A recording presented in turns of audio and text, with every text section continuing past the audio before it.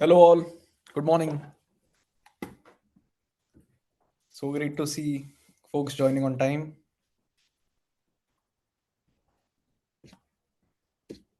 Amazing.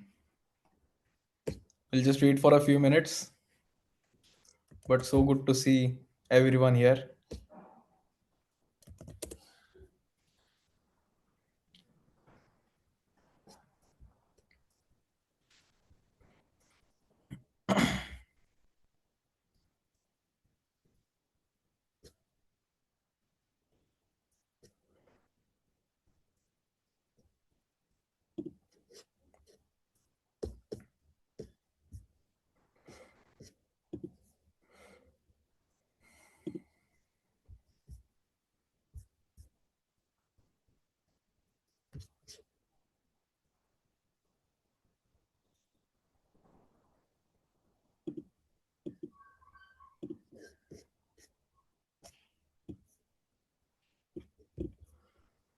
Great. How are you all doing? How's a good Saturday working for you? Hi, all. Good morning. Great, great. Thank you. Super, super.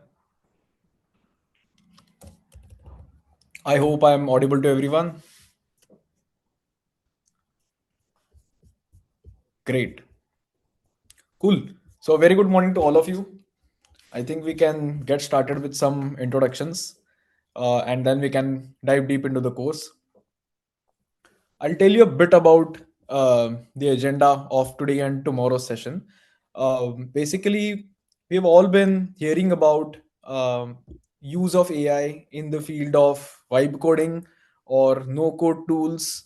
Um, you must have all heard about ChatGPT, Gemini, and all the other tools. You must have already learned about them in your previous classes as well, right? So now we are progressing next into product building, what products are, how to think about building them, um, how there are users, what kind of users are there, what their use cases are, understanding all of that from a product lens, and basically building it from a proper no code environment where you are not looking at the code or updating any code, but you are able to still create a fully functional production ready app, right? You must have seen, you must use a lot of apps on your own. You must encounter problems around you that you think a website or an app can solve, but then let's say a couple of years ago we used to feel helpless, right? We always used to need an engineer in our team to actually code these tools. Now with the help of AI, it has all become so easy, and I'm so excited to be with all of you to help you learn how you can create such apps independently using all your thoughts, using brainstorming with AI, publishing them, using them for your friends and family, maybe using it as an MVP for to test your early users, and then probably monetizing it and making a business out of it. You never know. There are a lot of businesses that have come out of vibe coding, and I myself am a huge fan of AI. I've been using all of these tools since quite a lot of time, and I'm very excited in the improvements that are coming up in the no code development space. So, today and tomorrow, we'll be focusing on building actual products, understanding what products are, what the invisible spaces like the backend or the database is, how you can connect it, how you can understand it, how you can use AI to upskill yourself, to empower yourself to understand all of these concepts in a bit more detail, right? um, I'm sure there are a lot of uh, scenarios where you feel that there's a website that I could build, maybe a form that's an easy enough thing for me to build. Maybe uh, someone around you is working on a website and you thought, hey, I can make it on my own using AI, right? You can actually do all of these use cases after these two sessions. So I'm pretty excited to teach you all and hope that you all take away something from this session and actually practice on your own. Perfect. Cool. So, just before we begin, quick round of introductions. Hello, everyone. My name is Varun. I'm a product manager by profession. I'm a graduate of IIT Kharagpur, and I worked at several consumer-facing companies in India. Last, I was at Blinkit, where I was handling the customer delight team, all the products inside customer delight team. And today, um, I'm a part of B10X and the entire team here. Our hope is everyone can use AI easily for their own problem solving and actually implementing solutions that impact a lot of customers. That is very important.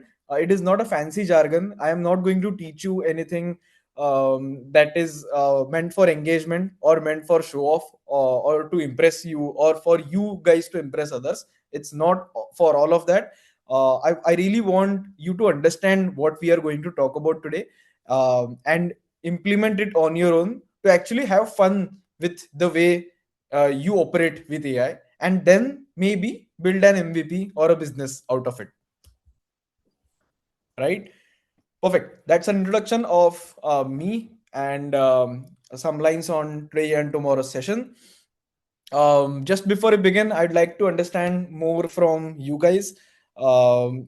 Just can you please help me with what your age and your profession right now is for me to understand what kind of audience there is today, so that we can pace this session accordingly. Oh, great. 29, 36, 46, 21, student, program manager, software developer, engineer. Amazing, amazing. Supply chain analyst. Great, great. Interface manager. So I can see a lot of professions coming in. A good variety of folks have joined in. Uh, and amazing. Great, great, great to see all the diversity here. Super, super. No one's an old man. Someone's typing in here. Everyone's young. Age is just a number. And with AI, I'll teach you how age is just a number. Amazing, amazing. One last question. Where are you all based out of? What's your town or your city where you are based out of? Mumbai, Pune, Hyderabad, Bangalore, New Delhi, Noida, Kerala. Oh, great, great, great. All over India. बहुत बढ़िया. Amazing. UK, someone said. Okay, okay, great. Imphal, great, great to see everyone joining in from all the areas in India and abroad. Hyderabad, Gurgaon. Super, super, super. I'm really excited to have this conversation with all of you. So let's dive in. Okay, let's begin. Enough with the chit chat. Um, let's start. So, what do we mean by product?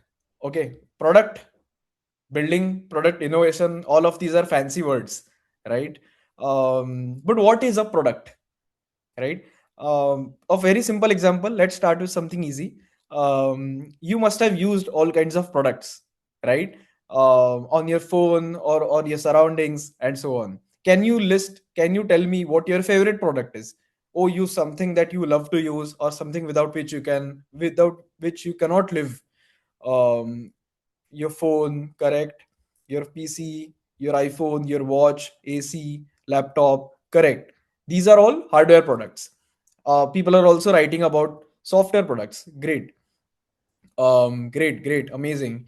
There are LinkedIn, Cred, Instagram, WhatsApp. Amazing, amazing. Great. Yes, these are Big Basket, Google. All of these are examples of really good products, right? Now, what are they doing? Why are they so big? Why are they earning so money? Right? A product in itself solves someone's problem, right? If you solve the problem of one person, that person will be happy, right? But if you solve a problem for, let's say, 1 crore, 10 crore people, then not only they'll be happy to pay you as well, right? So all of these products, Big Basket or Cred or Instagram or WhatsApp, while they all look free, there are users who pay to these apps or businesses, right? Now you might be wondering, hey, Instagram is free. I too use it for free. But no, there are a lot of companies who run their ads on Instagram, um, and so on. So Instagram has its own way of making money. It's up to you how you monetize your app in actually making money. But that is what we will be talking about in today and tomorrow's sessions. What is it that you should focus on when you should decide to monetize your app, and what can you think about making lives easier for your users, which is extremely important for a product to succeed, right? Perfect. So let me just have a quick simple chat with you. Okay, great, great. Yes, YouTube, Digilock, all of these are really good products. What we're going to talk about today is let's understand more on why these products are successful, right? Let's think more on their users, what their use cases are, and so on, so that you are also able to echo with me what we both are thinking about, right? Um, I'll tell you, to just give you an aim of today and tomorrow's session.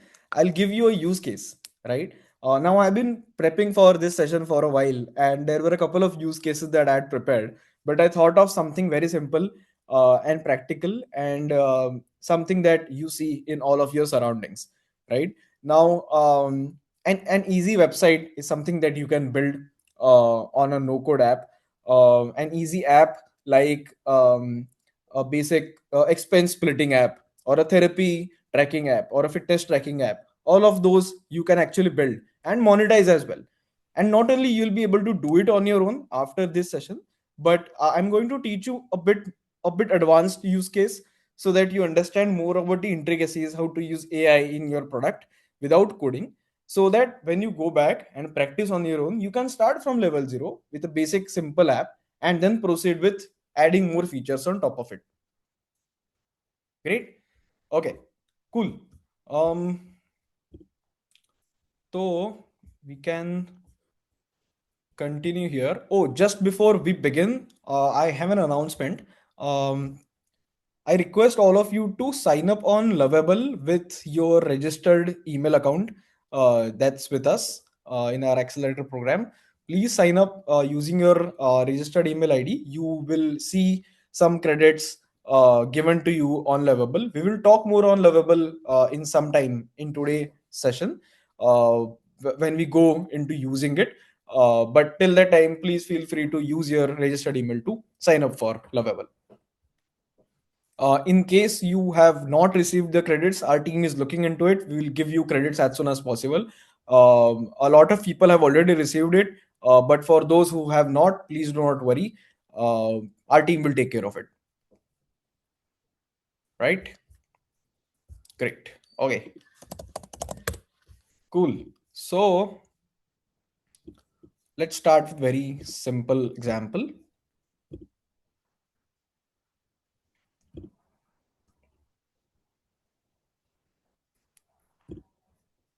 Let me just share my screen.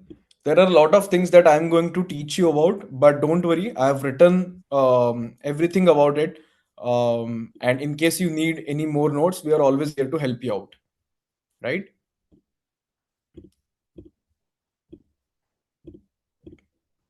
Cool. Okay. Okay. Just sharing my screen. I hope it is visible. Great. Okay. So, what we can do today, let's start on what is a product, right? Product is something that solves a user's problem. Um, who is a user, right? Now, there are a lot of users that can be involved when a product is being talked about. Let's think more on those lines. A very simple, let's take a very simple app, right? Let's take Instagram, right? Who are all of its users? Now, a very simple user is someone like you and me who scroll, look at photos, look at reels, maybe post a few photos on your own, post a few stories, and so on. But that is just one type of user, right? There are other types of users as well, right? There's a creator who actually creates different types of material on Instagram. There are businesses who run their ads and their shops on Instagram, right? Likewise, in any business or in any product, there are a lot of users involved. And whenever you think of creating a solution or a product, you should think about all these users and knowing what their use cases are, what they think they want to get out of these product, and are they getting it as expected, right? I'm sure you must all order food online, let's say from Zomato or Swiggy, right? Just before we dive into AI, can you please help me who all are the users of Zomato? Right, who are the types of users of Zomato? Yes, me, yes, all of you guys are there. Yes, let's talk, let's consider all of us as customers, right? We are customers who order from Zomato to get our food, right? We are one type of users. What are the other types of users? Yes, people have written really correctly here. There are restaurant owners. Yes, these are also users of Zomato. um, Yes, delivery boy. Great, amazing. Yes, delivery boy is another type of user for Zomato. So great. Yes, that is correct. Vendors who give raw materials to the restaurants. Yes, even they are a part of this solution. So you are absolutely right. All of these combined become a user base of Zomato, right?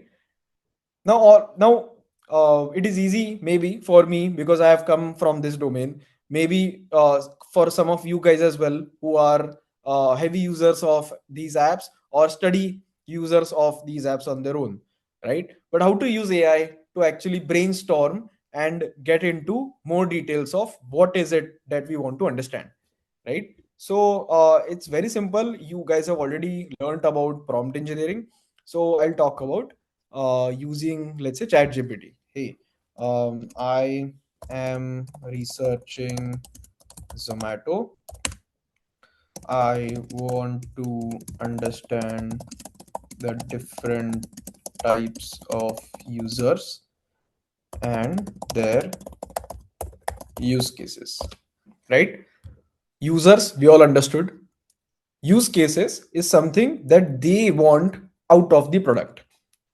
A customer's use case is something like, hey, I want to use the app to browse across different dishes. I want to use it to place an order, pay for it, and then get my food. A restaurant owner's use case would be, hey, I want to look at all the orders coming in from all these customers along with their addresses.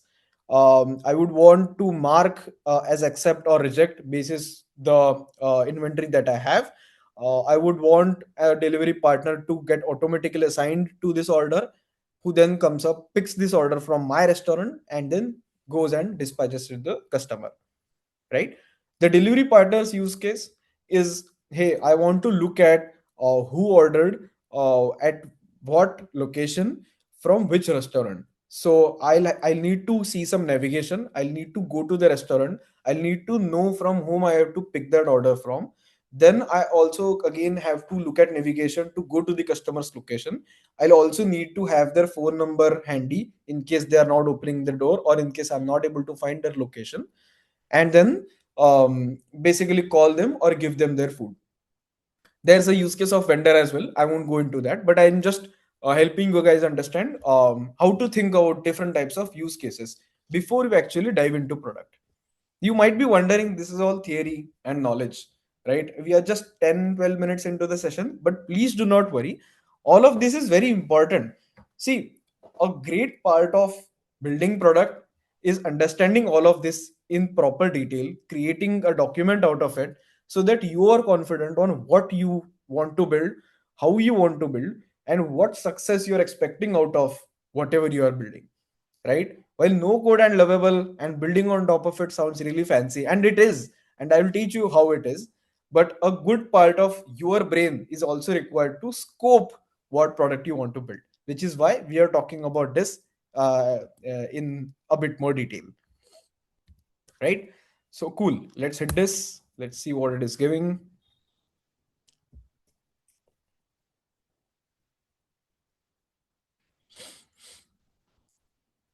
Great. Okay, okay. It has given habitual or power users who are urban professionals, students, couples, they order a lot of times. Their use cases, hey, I don't want to cook, I just want to order. There are late night cravings and so on. What are their key behaviors and so on. This is a good user persona. A user persona is type of group type of user, there where their demographics are similar, their ordering patterns are similar, their use cases and behaviors are also similar, right? So there's one segment called power users, there's one segment called convenience seekers, okay, who are maybe once or twice a week who they order. There are price first hunters. Okay, I see that it has broken the customer base down. Delivery and dining out users, yes, all of these are actually customers. So let's just write this on ChatGPT. All of these are customer segments. While I understand customer segments, I want to understand different types of users in this ecosystem. For example, a restaurant owner is one type of user, right? In case you want to look at these prompts, don't worry, I will paste them, or better yet, I will share this conversation with you.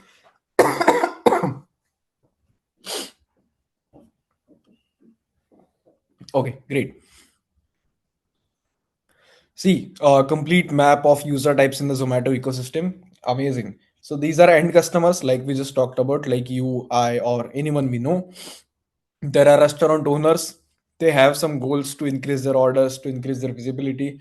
They have some use cases, right, to accept or reject their orders, and so on, right? Some behavioral patterns that they have. Why I'm showing you all of this? It is very easy to use. I'm using ChatGPT. You can use Claude or Grok as well, or Gemini as well. But it is very easy to use AI to break down a product into exactly what you want to understand, right? There are delivery partners, there's restaurant staff. Oh great, this is something that we missed, often overlooked. Yes, we did overlook this, right? There are store managers, kitchen staff, all of them have some device with them, right? They see what dish has come in, so that they have to prepare it, and then give it back to the restaurant owner. Yes, there are customer support agents, there are office admins, central team members who actually code and create this app. All of these are actually users of Zomato, right? Great. Okay. Super. Okay. I'll also share these prompts. Do not worry about them. But I was just giving you a gist of how you can think of users, user personas, their use cases, and so on. Was just giving you an example of how you can look at Zomato, as it is a very understandable company, right? Now, let's do this into a bit more detail, right? We talked about what product is, what users are, and what is needed to actually understand what is it that goes into a product, right? So I was thinking of this use case, and please tell me your feedback on this as well. While Blinkit, Zepto, Instamart, and all of these quick commerce apps have now begun shining, I'm sure there's a good lot of audience who still uses their local neighborhood shops to shop for their grocery items, right? Maybe in some households, someone writes in a big list of items that they want and give it to their shopkeeper, maybe in person, or maybe they send a picture out of it, or maybe someone sends a list on WhatsApp to these shopkeepers, right? Is this something that is relatable to you?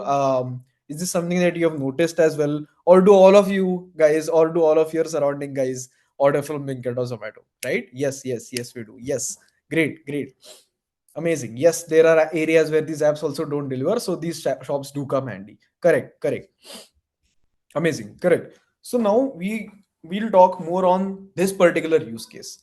Now, how cool would it be to actually create a local app using no code tools?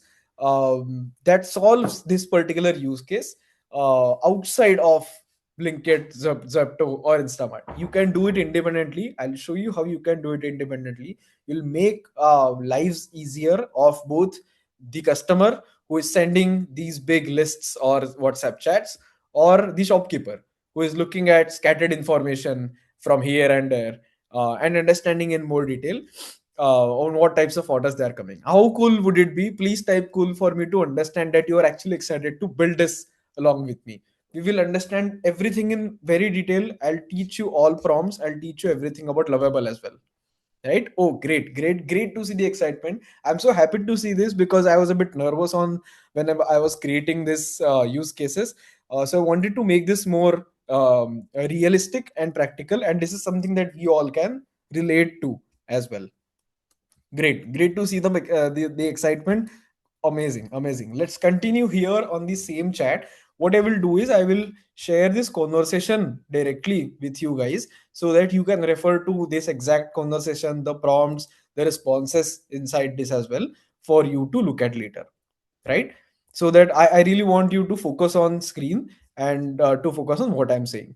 We'll come to more on Lovable. Someone is asking more on Lovable, but we'll come to that a bit later, right? I will continue talking more on what use case we want to solve about.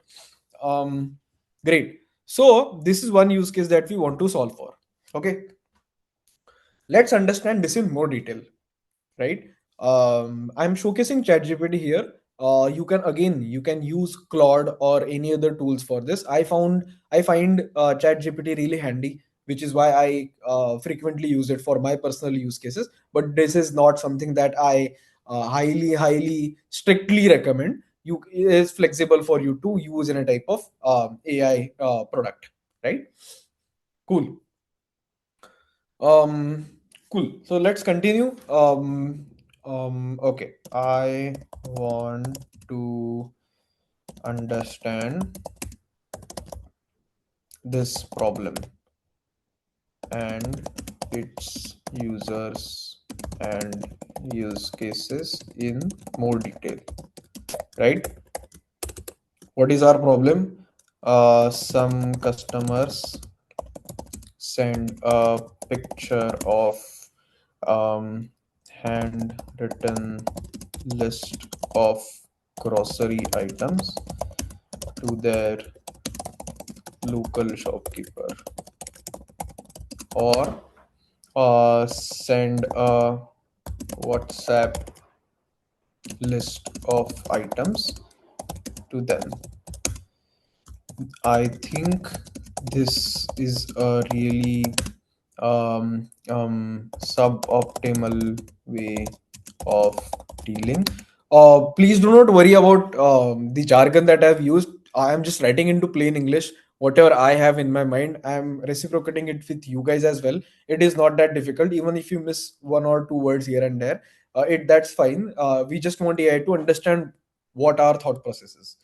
So I think this is a really optimal way of dealing with orders. So I would like to make lives of these customers and shopkeepers and any other users in this ecosystem simpler, right? For that to happen, I want to understand the scope in more detail, right? Cool, cool. So far so good.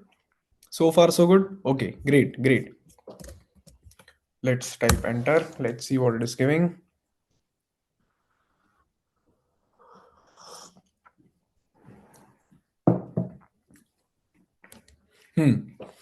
Now, what is the actual problem? See, we have a problem that we have in our mind, but ChatGPT helps us brainstorm and reiterate on top of it so that you actually understand the core problem that you want to solve, which is when you solve it for a lot of users, only then your app can get successful. Right? So, this is not a grocery ordering problem. Yes, this is a remote intent capture, fulfillment coordination. Correct. So, intent capture of a customer like you and I, WhatsApp and photos, and fulfillment coordination. For a shopkeeper, there's a scattered information coming from WhatsApp, some from a handwritten list, and so on. It's a very difficult thing for them to manage, right? Core user types in this ecosystem and customers, which are us, the buyers. Yes, these are household buyers. These are elderly folks. Yes, that's correct. Someone who can't or have difficulties using these new age quick commerce apps, right?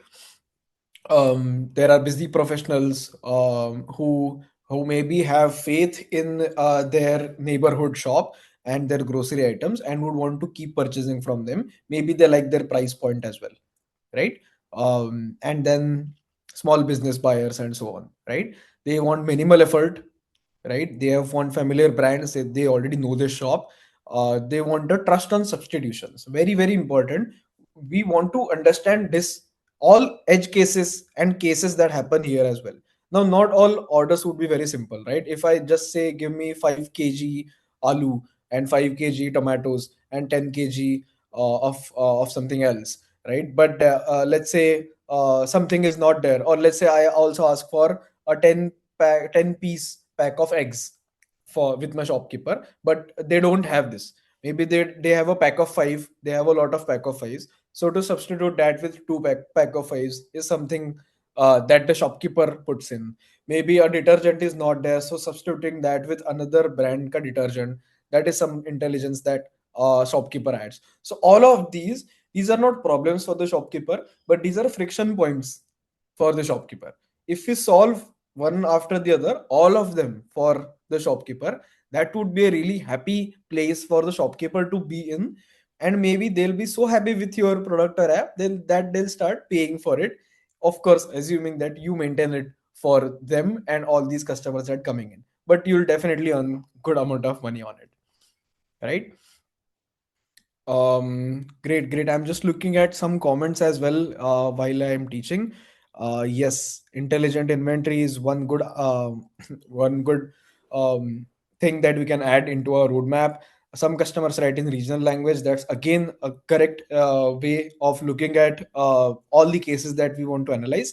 Yes, vernacular or regional language support is also something that we would want to build. Okay, cool, cool. Send photo of handwritten list, send WhatsApp, accept substitutions verbally. Yes. All of these are their pain points, right? Ki some items are missed or misunderstood. Ki, I'm not able to understand what this customer has written. Or there's no, maybe there's no order quantity written, right? Someone just writes detergent, surf detergent. Hey, what quantity of surf detergent? There's a 500 gram one, there's a 1 kg one, there's a 5 kg one. Which one do I send? Right? Do I call the customer and ask them, or is it there an easy way? And so on, right? The shopkeeper, types of shopkeepers, what their goals are. I'm going into I'm going into this a bit faster because I'll share this with all of you as well.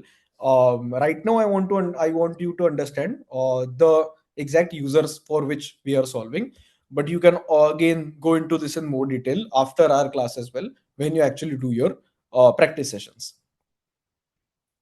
Cool. Okay. Yeah, so shopkeepers goals are, hey, I want to retain these customers. Hey, I don't want them to go to a Zepto or a Blinkit. I want to avoid take overload. I just want to look at what orders they are, and I want to avoid mistakes, right? So if someone has clearly written 1 kg of onion, maybe I misread it to 10 kg of onion and I gave them 10 kgs of onion, but that is a mistake, right? I want to avoid these at all types. These are some of these use cases that a shopkeeper can have with respect to the solution that we want to build. You can build on all of them, maybe send total on WhatsApp. These are really good answers to our problem, but we'll come to this again in a bit more time. Right. So we have talked about this as well. There's ambiguous handwriting, brand or size confusion, inventory mismatch. We talked about all of these examples.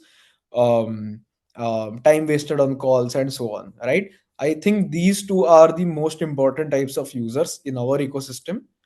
Right. And then there's a store staff. who actually packs these orders. There is a delivery partner who delivers these orders, and payment actors. We can skip this, and so on. Again, why this persists? Hey, there's trust. Yes, I also think this. I come from a product background, so I'm able to understand this intuitively. But see how easily ChatGPT helped me become that level with just one prompt, right? Handle This is important. It explains why many startups fail here. See, why is WhatsApp and handwritten list a good solution? It's still a good solution even in this age, right? This is because there's trust for that shopkeeper, the trust for these items that they keep. I've been ordering from them since a long time, and I don't want to break that partnership, right? I don't want to think they already know my buying pattern. So if say let's say I don't get a shampoo of a brand that I want, they already know some other brand ka shampoo that I generally use, right? Zero inventory, zero onboarding, inventory is fuzzy, and so on, right? Okay, fair. Just getting a hang of what kinds of use cases they are. I think this is good enough for us to get a hold of what we want to build.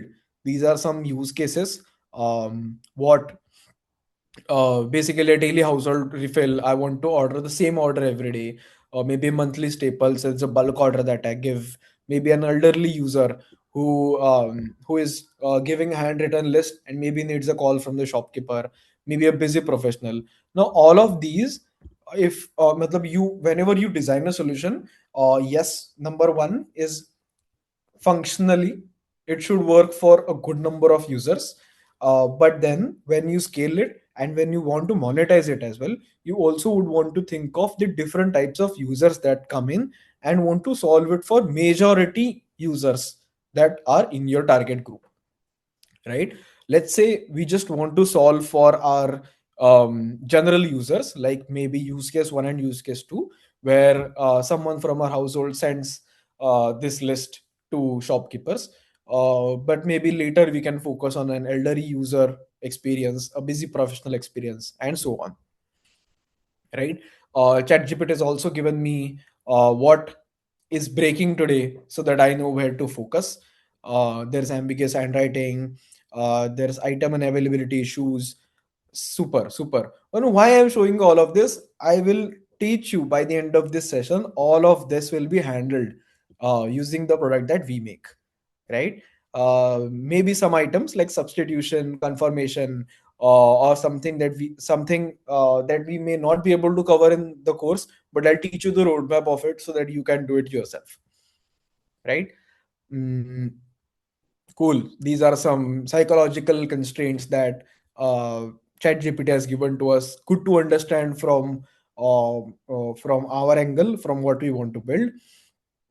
What making life simpler actually means. Yes, they want less thinking, less typing for shopkeepers, fewer calls, and so on. Great. Cool. Let me just share this with you guys, mm, so that you also have a look at what is it that we want to build. In fact, I will let me just share a document that I had prepared.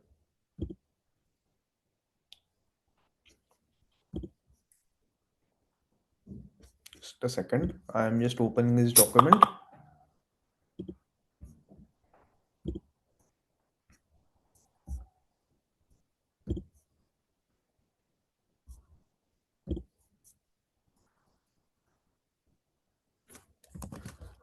Okay, cool. Um, Hold on. I am just sharing this.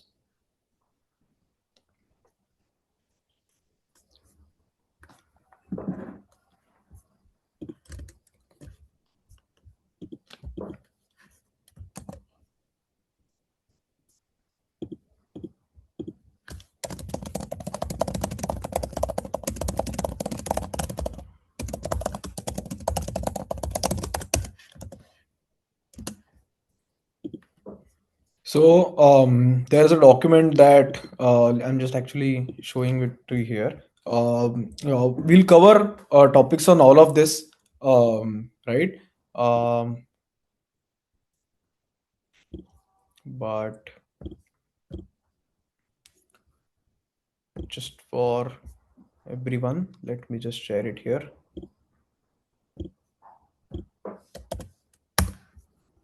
Please don't get overwhelmed. Um, there's no need for you to get an understanding of everything, but I'm just showing you something that we have prepared, so you don't need to worry if you're not able to understand any particular topic or a use case that you may have missed. This is some place where I have just pasted the prompt for you to look at later. This is what I wanted to show. Please do not go through all of the other materials on your own. I will help you understand more of this in detail, only after which you can maybe use this document for your own purposes. Right? Cool. Yes. This will also be shared on LMS. You don't need to worry. This entire recording will also be there on LMS. So again, you don't need to worry there. Right? Great. Um, Cool, cool. So, someone is asking me, can we understand the basics of what we're building? Yes, this is what we are doing right now. We are understanding the basics of what we want to build. And we are, even before that, we are understanding what problems these types of users are facing. To reiterate, someone is again asking me what a use case is. A use case is basically something that um, so, so basically this app or solution or product, why am I using it, what is the end outcome or what is my expectation out of it, that is my use case, right? For example, use case for me when I use Zomato is browse across restaurants and order a dish and pay for it, right? Maybe that's one simple use case. Another use case is tracking the food real time that comes in from the restaurant to me on my app. That's another use case. There's a third use case. I want to reach out to support in case my food is stale or not good, and so on. That is another use case. So similarly, all of these are different use cases where these users expect something to get out of the app or the solution, right? I hope that is clear. I am trying to explain it in all details. Um, cool. Okay. Um, a very short note. So I was listening to this podcast a while ago. Someone senior, I think from Google or Microsoft, was taking that podcast, and they were discussing on how AI is actually changing the landscape here, right? Here, India, and globally, right? So one thing that stuck with me was she said whenever she starts work on something, she thinks, how can AI do what I am about to do, right? We don't think of using AI in our day-to-day lives, but I'm sure there are a lot of places where we can put our knowledge of AI, use it to make our lives simpler, right? This is one such use case. For again, a use case for me to use tools like ChatGPT. I'm saying this because even for simpler questions like what is a use case, I want to understand this in more detail. I want to understand what you're talking about. I'm not able to get this, right? You can talk about all of this with AI. Just ask it to explain it to you in plain English, right? Be it tech jargons or be it product knowledge or be it user understanding or any type where you feel stuck. Use it as your personal assistant, and I'm sure you will gain a lot out of it. I myself have gained a lot of out of it. Cool. Okay, great. Super. Okay. Cool. Let's continue then. We talked about different types of users.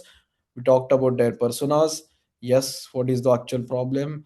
Now, there's something in the document that I have added, but let me show you that as well. Um, there's a thing called iterative, right? Whenever you build something, you cannot build it entirely. What I mean by that is, you look at Instagram. Do you remember 5 years ago how Instagram was? Was it the same? I hope I don't see a yes here. Um, I'm sure it wasn't, right? Why is that? Right? All apps and products build iteratively. This is a very important word. What iteration means is basically solving for one part first, then adding one more solution on top of it, then adding one more solution on top of it, and so on. Right? Step by step. Exactly. Correct. So let's say for Instagram, they started with photo creation, photo sharing. Then they added post sharing. Then they added stories. Now they've added businesses and so on. Right? These are all iterations of the same product. The name is Instagram. We are using the same app, right? But all of these are iterations. Now, similarly, whenever we build our product, we also want to think in iterations, right? So whenever we build an iterative product, it is important for us to understand um, the core features that we want to focus on first when we build, right? That is called an MVP. An MVP is a minimum viable product, right? It essentially helps you with the very very basic core functionalities that you want to have in your app, right? Let me just take a pause here, and I'm giving you examples and comparisons with Zomato because I feel that is something very relatable to all of you. Please let me know if you want me to change the example. I'll do that on the fly. I don't have any problem, but I really want you to understand what we are discussing here. Absorb everything before you dive into creation of this, right? An MVP of, let's say, a Zomato type ka app, right, would be very very simple. Just give me a list of items, um, allow me an option to select them, and allow me to pay for them, right? Just three things that I want in my basic core functionalities. That is my MVP. Getting it? Cool. So likewise, for an MVP, we want to understand what features we want to start off with, right? Um, I was talking about an iterative way of product development. So what we can think of there is, let's say there are hundreds of features that we want to build in our product, right? We want WhatsApp scanning, we want image scanning, we want shopkeeper to maybe substitute an item with something else and then mark it on their dashboard so that it is visible to the customer as well, and so on, right? That's called a roadmap of features, right? We'll have to understand what features we are targeting in MVP, then what features we want to target in maybe the next version, the next version, the next version, and so on. Gist of that I have put into the doc as well, where I have tried to version our apps, where let's say uh, very um, a very simple case that I have taken here. A customer app would be something like just give a form input, show the list of items, and allow them to submit. Right? A version one can be an image input where an image is sent by the customer. AI analyzes it and then creates a list out of it and then submits it. I think this would be really cool to show to you guys. And then there are a few technical areas like payments, refunds, authorization, security, and so on, where we can come to. I'll teach you how you can do all of this on Lovable. Great, great.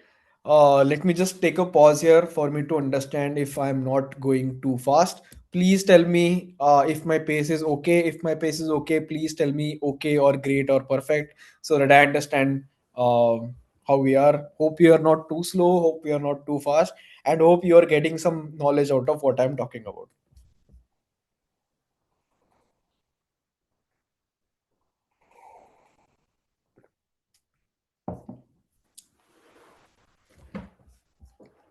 Cool. Okay. Great, great, great. Amazing. Amazing to see all the excitement here. So it is very important for us trainers as well to look at the happiness, enthusiasm, and excitement here, um, for us to create even more better content for you guys. Right? I want creation of content is something that I've been doing since the last couple of months. And what I've noticed is if you actually give value to someone who is actually building it, that's a success for me. Cool. Okay. We'll continue. We'll maybe take a short break in 10-15 minutes. So please bear with me till then. Okay. Cool. Okay. So let's continue here. We talked about um, what types of users we want to focus on, what their use cases are, what their pain points are, and so on. Right. Now you may say, hey, all of this you're doing on ChatGPT, you're chatting it with it. What is there something that I can share with my maybe team or my tech team or my leadership for them to understand more on what we are trying to build, what their objective is, and so on.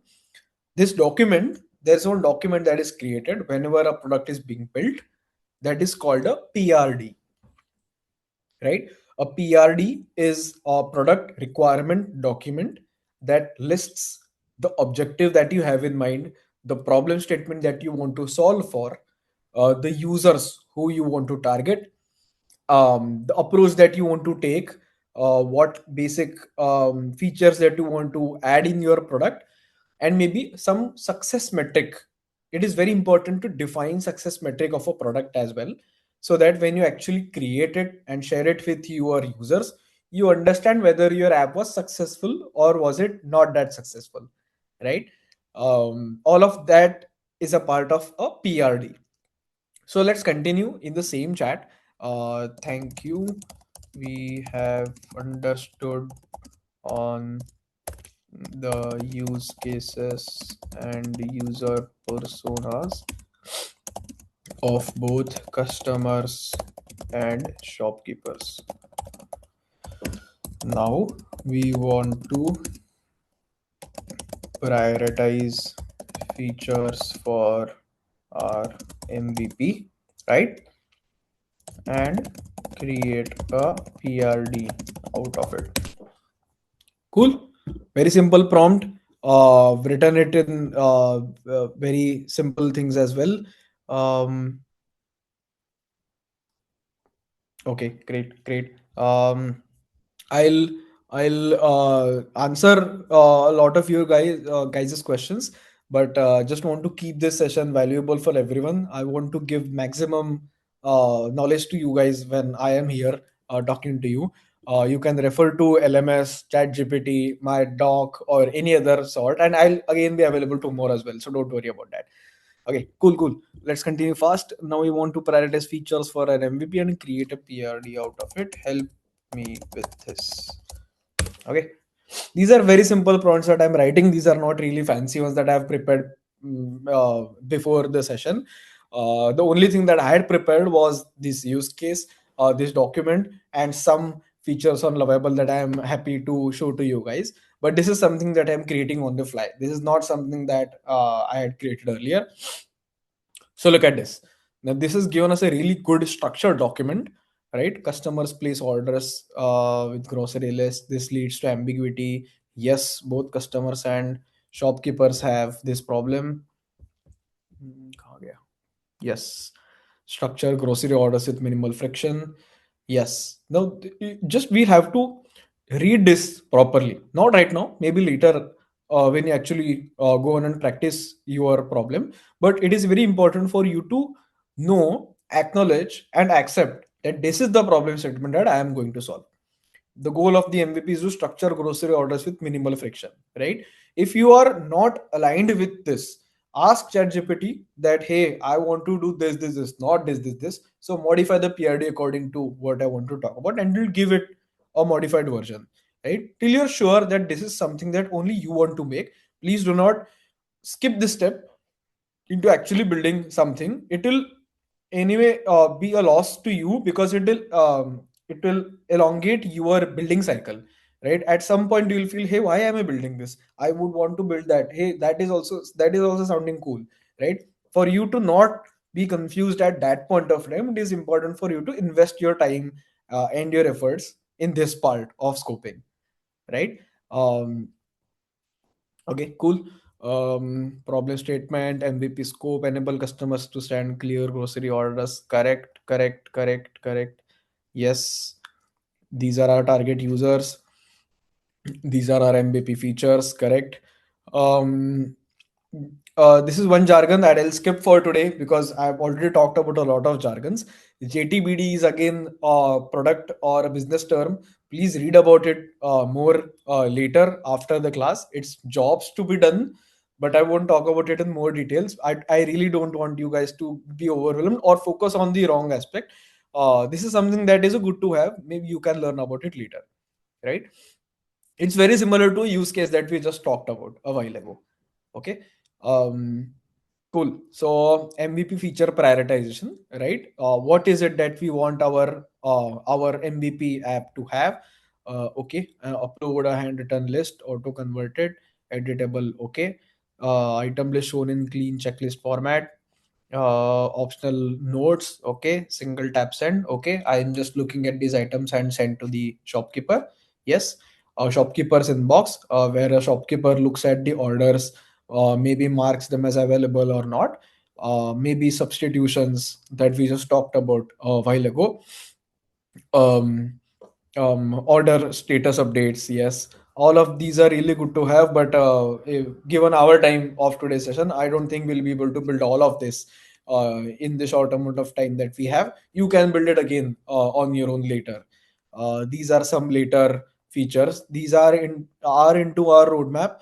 We will maybe build this when we see some good adoption onto our apps, and that people have started using it for their own purposes. Only after that we will focus on some other features that we want to add on our MVP, right? Some things out of scope, blah blah blah, live inventory, delivery optimization, payments inside app. Yes, so we'll talk about all of these aspects: payments, authorization, inventory sync, when we actually build it on Lovable, right? There's a basic user flow that it has created. Open a photo or a list, review structured list, blah blah blah, shopkeeper ka flow, view structured list, and so on. Yes, success metrics we talked about a while ago, right? You can go through them, but logically speaking, very simple. For you to understand, is your app working well, right? How many orders were sent, how many were sent in the correct format, how many times are shopkeepers using your app to look at orders, and so on, right? Some risk and mitigation areas, some MVP feature, blah blah blah. What is the definition of done? You don't maybe need to focus on all of them, but just for your understanding and a shareable document of sorts that you can share with anyone. Hey, what is it that you are building? Hey, this is something that we are building. You can have a look at this document for you to get a comprehensive understanding. Okay. Okay. Cool. This chat is already with you guys, so please don't worry. You can refer to this later as well. um cool. Correct. Okay, perfect. Um, Now, however, I still feel that these are a lot of features. Let's start with something very simple. I want to start with something very simple.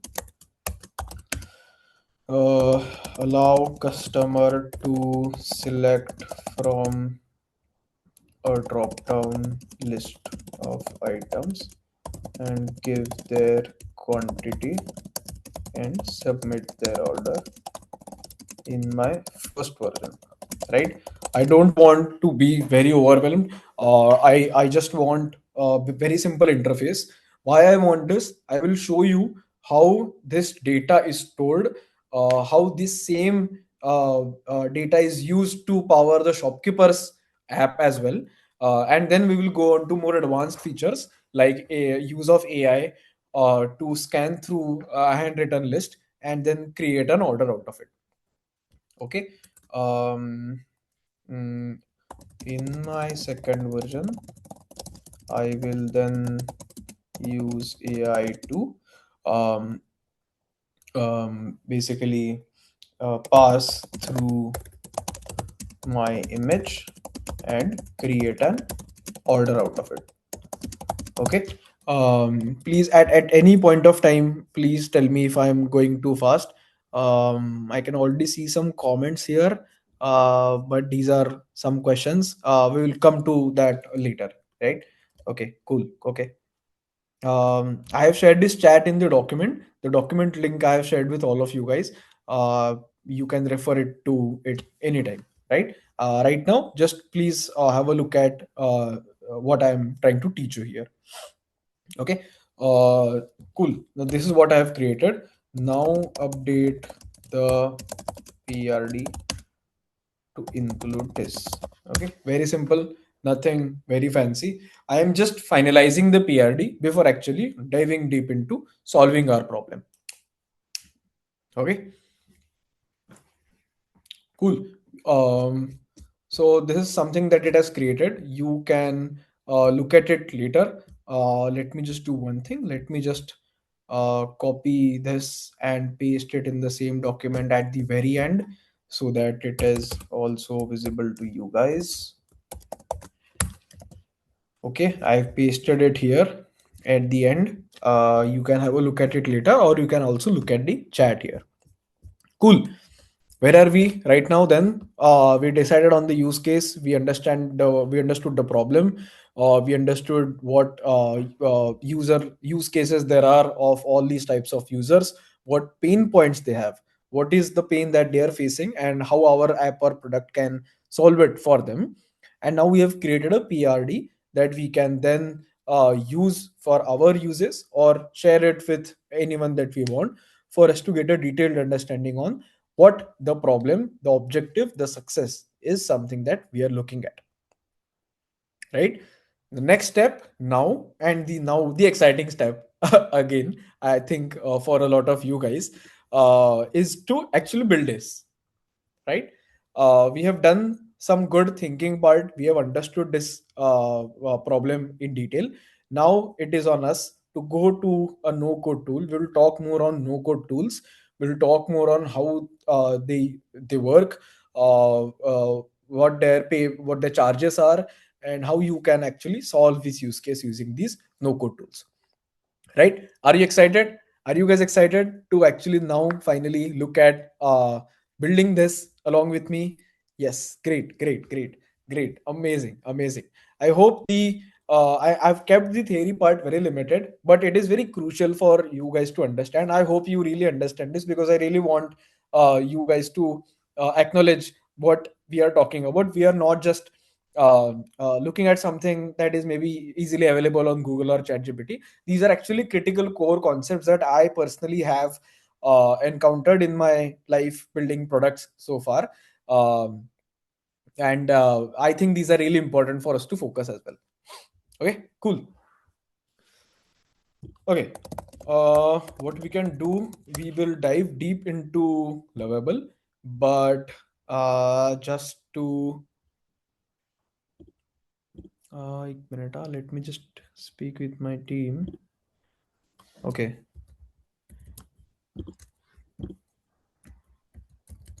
what we can do is we'll just take a quick 5 minute break, right? Would that be fine? I think yes, yes, cool. Okay, we'll just take a small break of 5 minutes and then we'll come back and then we'll dive deep into Lovable. Please feel free to go through the document or the chat GPT conversation or anything else that you feel like. We will be back in okay, someone okay, everyone is asking for 10 minutes. Okay, okay.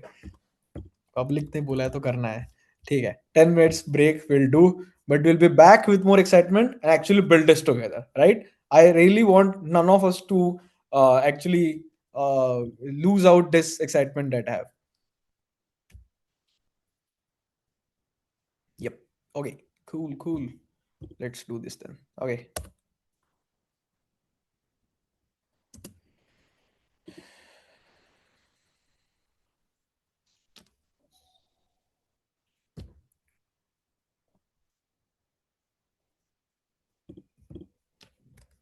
गड़बड़ हो गई कुछ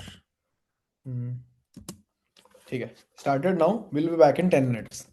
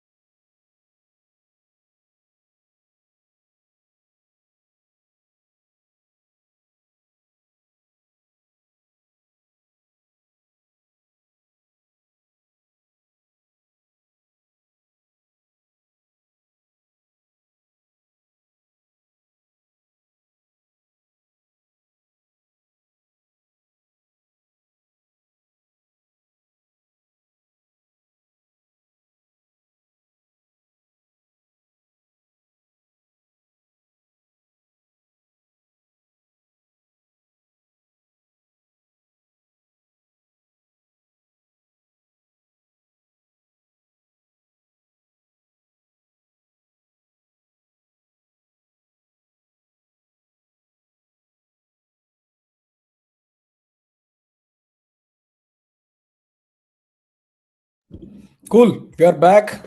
Break is over. Okay, let's continue fast. Uh, okay, we were at creation of a PRD, use cases, understanding of what we are trying to solve. I won't go into that again. I have shared the document with you. I have shared this chat with you as well. Right.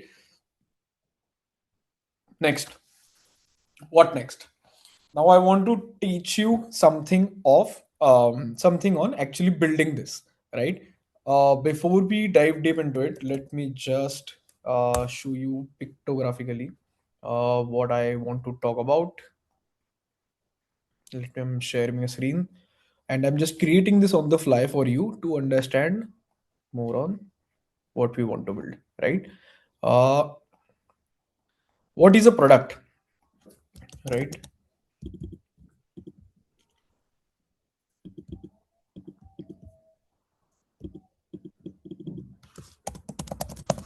Right, what is a product?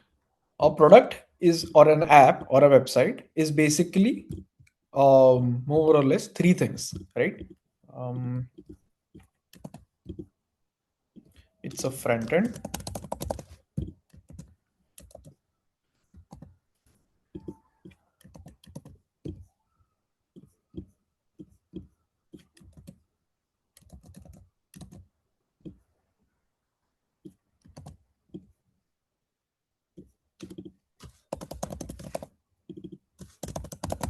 right? You can think of it as a mixture of all of these three components. I hope you are able to see this. Yes, this is just some pictorial way of for me to show you what a product or an app or a website is, right? I'm just talking to you in very simple terms. I'm sure there are good number of software developers or technical folks here in this call. So please bear with me. I just want to make this interesting for all the audience that we have today. Okay. Product or app or website is basically three things, right? There is a front end.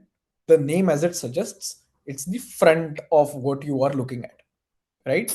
Something that you can see where there are buttons or there's information shown to you, etc. All of that is on your front end, right?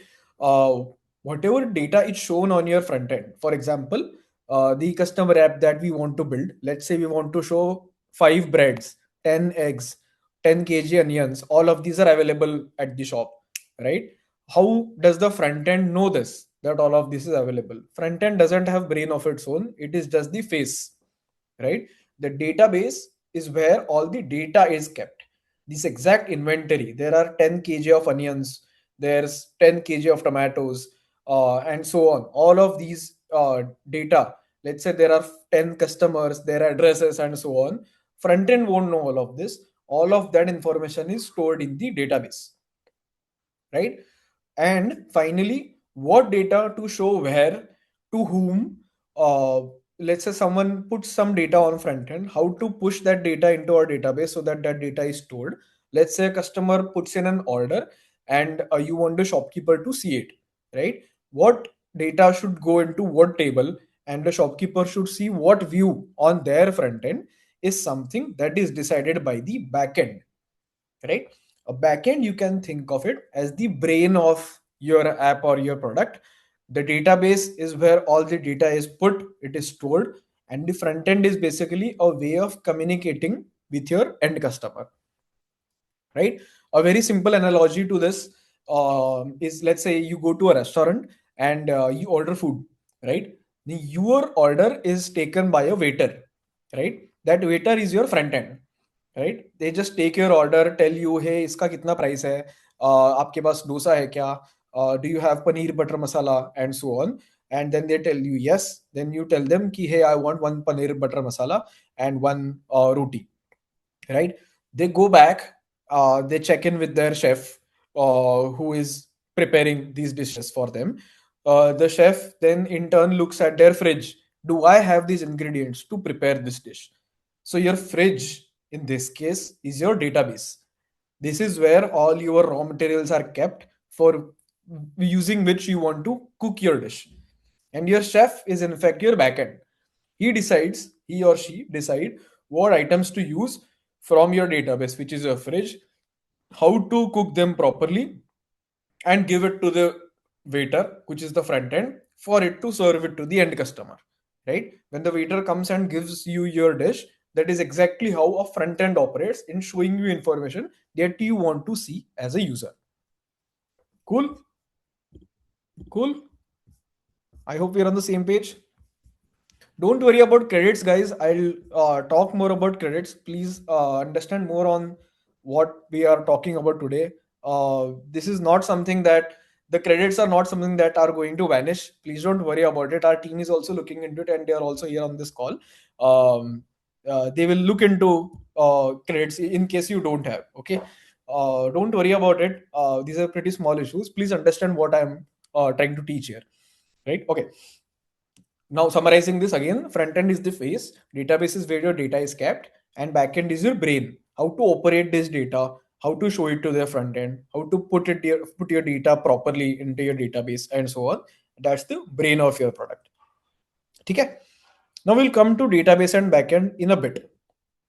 Yeah, there are features available on Lovable which allow us to connect to a database and backend without coding, which is the exciting part actually. But we will come to those technical areas a bit later. Let's talk a bit more on the front end. Now, what's a front end?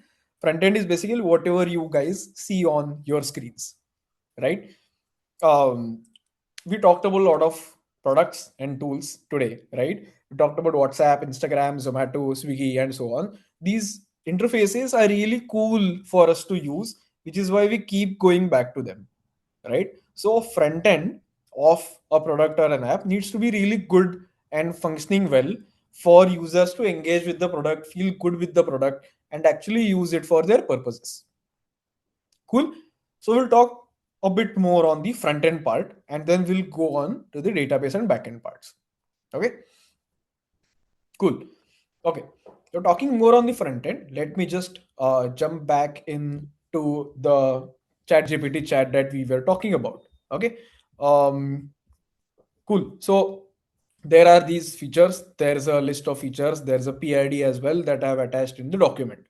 Now, let's say with that in mind, I want to create an interface for the customer for my MVP. Okay, cool. Before I hit enter, I want to tell you what is it that we are trying to do. Okay, we'll talk more on Lovable as well. Right, Lovable is a no-code tool used to actually build full-fledged production-ready apps. It also has AI embedded so that the front end, the intuitiveness, all of that you want to build, you can build it inside Lovable. However, there's a caveat that using AI or building on Lovable requires some credits, right? Not everything is free.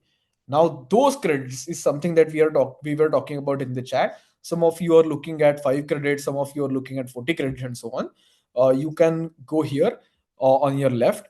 As you can see, this is exactly how you should also be able to see on your screens once you have registered on Lovable using your registered email that is with us.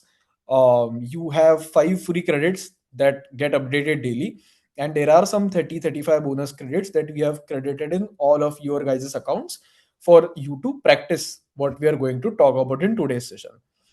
Reiterating what I was talking about a while ago, in case you are not able to see those credits, please put this on chat. Our team will look into it and we will definitely get you the credits that you want. But please do not worry about it, especially today. Maybe if you can worry about it tomorrow, we can talk about it in tomorrow again. But today we won't require these many credits. Okay, cool. Now, what I was talking about is creation of the front end or the interface that is possible on Lovable as well, but it consumes some credits, right? So I'll tell you a simple enough trick that I typically use to save my credits and to maybe iterate more on um, iterate more on what features that we can build on our interface. Um, let me just show you that trick with you. That's fine. That's fine, guys. In case you are not able to see the credits. Our team will look into this immediately. We will make sure that you guys have credits.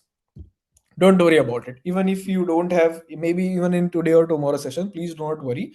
Maybe there are some technical errors, but we will definitely get on top of it. Okay, continuing on what we want to build, I want to create an interface for the customer for my MVP. Okay, still with you? Okay, cool. As I said, we can use Lovable for it. But before that, I wanted to show you the power of some other free tools as well, right? Chat GPT and maybe Claude, right? Claude is really good for coding.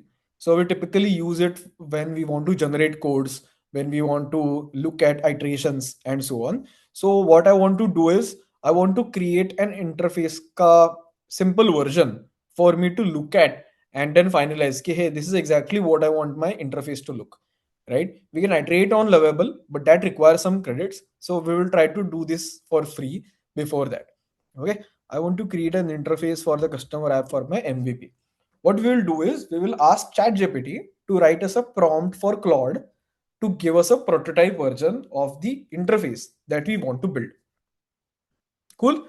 I want to build an interface for the MVP app, customer app for my MVP. Help me with a prompt that I can use on Claude or ChatGPT. Prototype.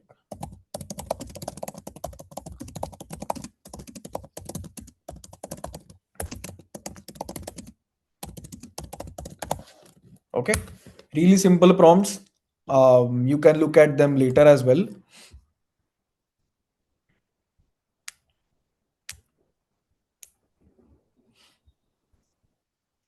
Cool, cool. Okay, okay. Um, Great. So it has given us a prompt. Yes, we are using AI as a design partner. Just look at this prompt. You can read through this later, but let's just copy paste this.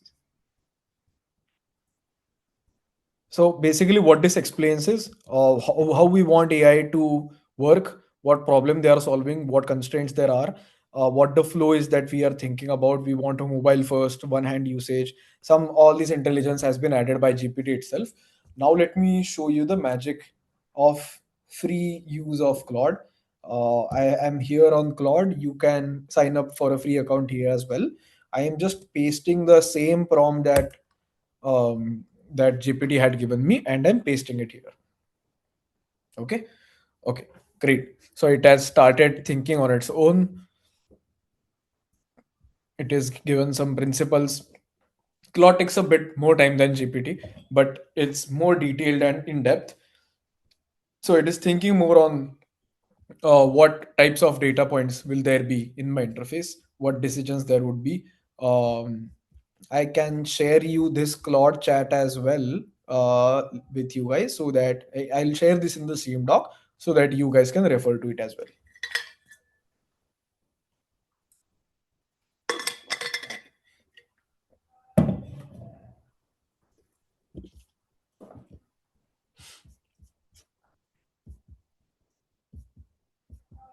Okay. Okay. Cool. It is building it. While it is building it, let me show you one more fancy trick. Now, why I'm focusing on Claude, right? Claude is really good for understanding users' intent and creating code and interfaces out of it. To show you an example, let me just paste the same prompt on ChatGPT as well in a separate thread so that you have a side to side comparison of what we want to build. Okay. Same prompt. I have added it here. Okay. Cool. It has given me something, some details. We can go into this later. Now, what I'll tell it is key create a working create a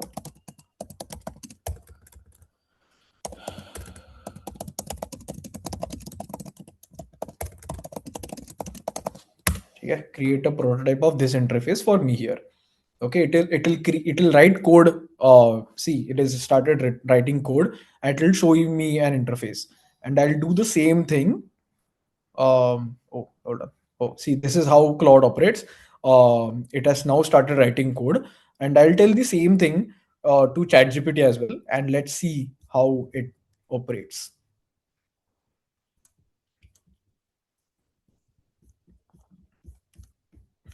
Cool. So this is ChatGPT. It has also given me some thoughts on its own. I'll just quickly ask it. Create a working. Okay. Create a working prototype for me here. Let's see um,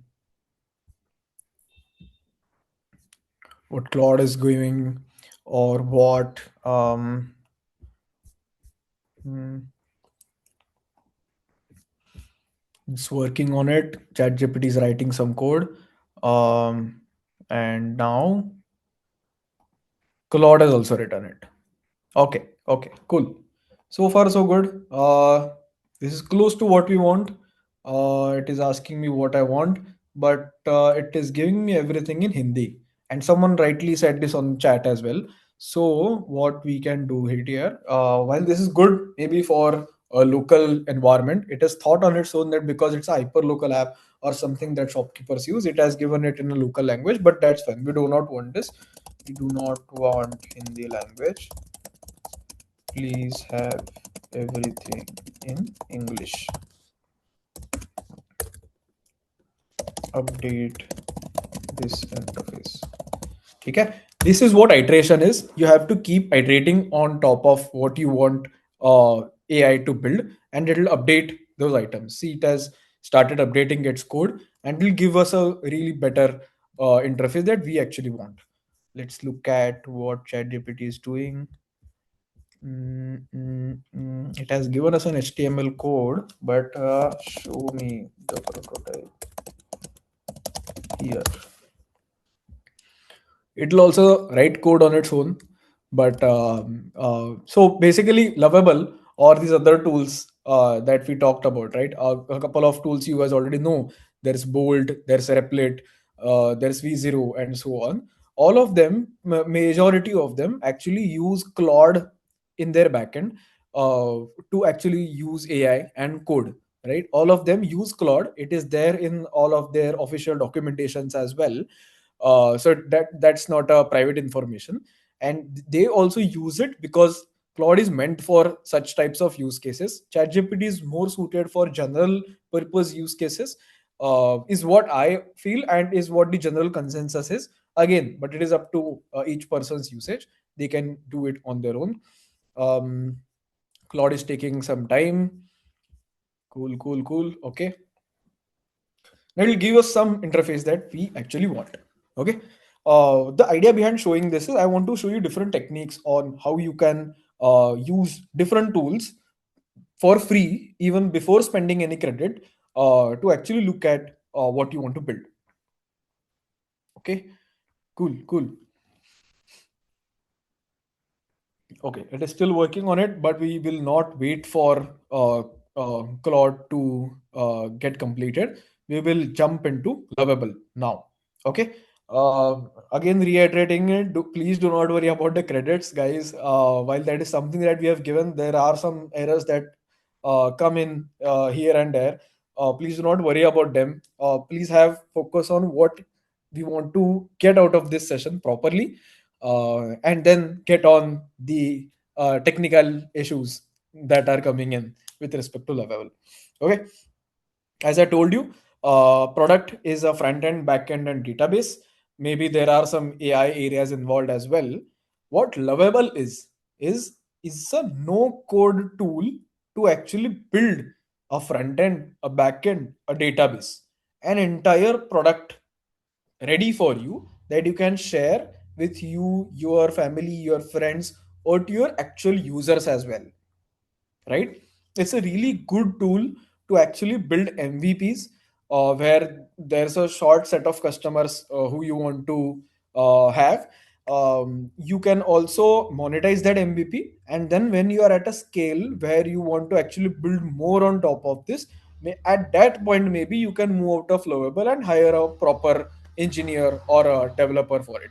But for all practical purposes, for all experimentation purposes, for all MVPs, Lovable is more than enough.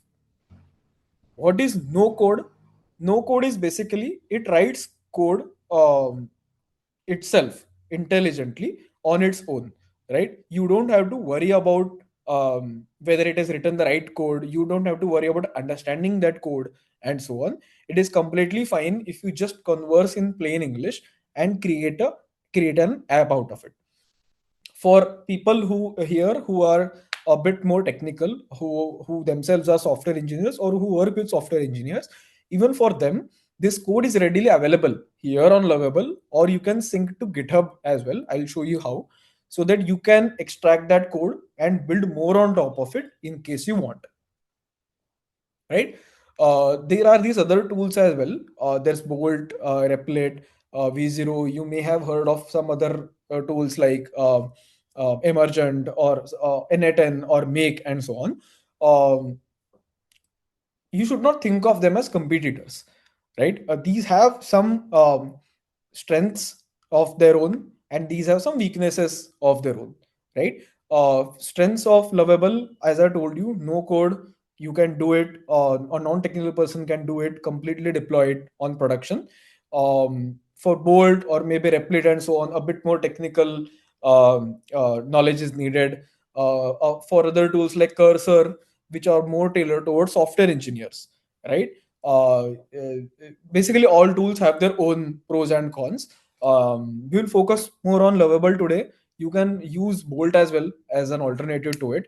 I find Lovable really good and intuitive for me to use, but majority features are there on Bolt as well. Finally, in case you want to understand in more detail on what the differences between these types of products are, keep iterating on top of it. Please use GPT or Claude to ask these questions and get answers to it till the point that you are confident on understanding them.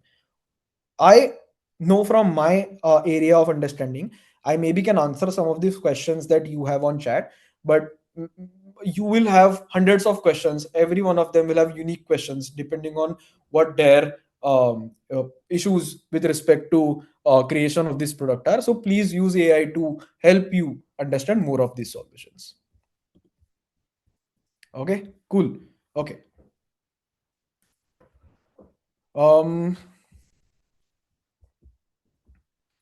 cool. Let me just take some one or two questions fast. Um, cool, cool. I have generated interface with Gemini. Yes, you can use AI Studio, Google AI Studio for all of this as well. Alternatives for Lovable, we talked about them. There are alternatives to Lovable like Emergent or Bolt and so on. We will focus more on building this app, more on the market landscape of what types of products are there. It is very important to understand what we are building and the tool, the basic understanding of the tool, and then using our brain to go into depth of what is exactly the product that we are building, not with what these competitors are or whether I should use this or that. That's all fine. Maybe that's a small decision, but after that your majority focus should be on actually implementing these products. Okay, super, super. Okay, cool. I have added everything on the doc. Please don't worry about it. But let's continue on Lovable as well. Let's just have a look at what Claude has created in the meantime. If you can see, I was telling you on this. It has given some fancy name. Okay, Sharma Kirana. I did not tell it to name this. Maybe there's milk, 1 liter. Okay.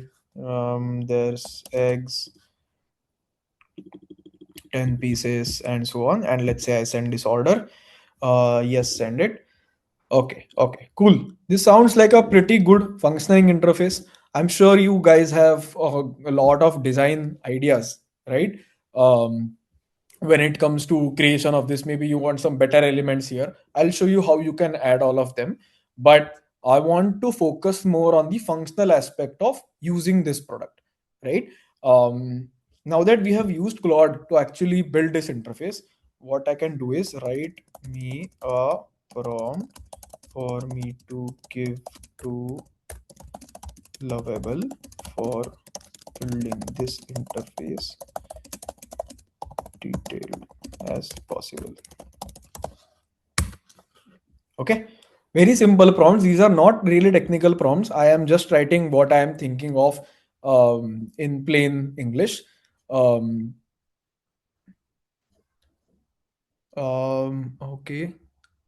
Claude for interface, but if we use only prompt to make website, then to interface from ChatGPT or Claude, can we put all the prompt? Okay, I think the question here is then why are we not using Claude or ChatGPT to create this app? Okay, let me answer this. Okay, this is a very interesting question, and I will actually show you this better.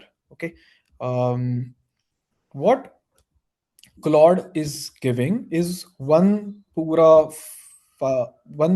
file of code, right? If you can look at this screen, there is one file of code that it has given to us from which this interface is powered. Okay, but in reality, it doesn't work like this, right? There are lots of files, there are folders inside those files, with how your front end operates. There is a database, there is a backend, there's someone hosting this database. Then someone will have to help you deploy this app, make it live for your users and your customers and so on. Basically all of this environment is what is needed to build this app. This environment does not exist on Claude or ChatGPT as they are not meant for it. Whereas Lovable or other tools like Lovable, Emergent, Bolt, etc., have these environments in place, which is why we have to use these apps without looking at the code to actually build complete app, not just the interface. What I was trying to show you here on Claude or ChatGPT is one way where you can keep hitting on your interface till you are at a point ki, hey, this is good enough for me. Cool. Okay, I hope that answers the question. Okay, let's continue. I was talking to you on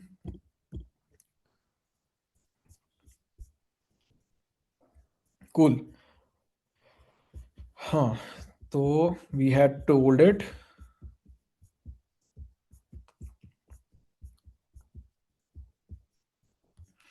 So this is one prompt that it has given. Okay, that's quite a big prompt, but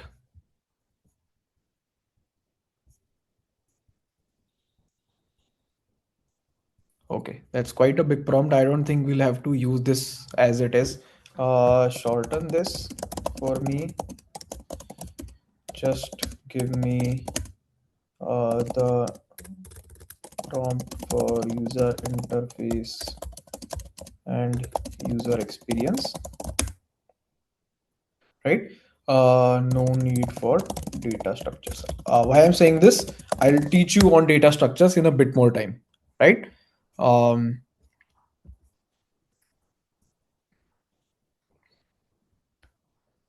cool, cool. What about connecting to database and backend? We'll talk about this. I will not skip this. This is a very important part. We will cover this in tomorrow's session, both the backend and database. Today, I wanted to focus on understanding use of this product or the interface. Okay, cool, cool. Okay, great, great, super. Okay, so far so good. Okay, it has given us a better prompt. Now let's try pasting this properly.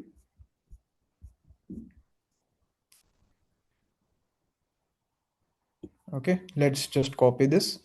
I'm just showing you one way of adding prompts. You can do it on your own on Lovable as well. You can just ask it to create this interface. It has its own intelligence, and it can create apps for you. Okay, I have just copied this. I went on Lovable. As I was telling you a while ago, a few seconds ago, here you can write your own prompt. Create an interface of a customer app, customer facing grocery ordering app.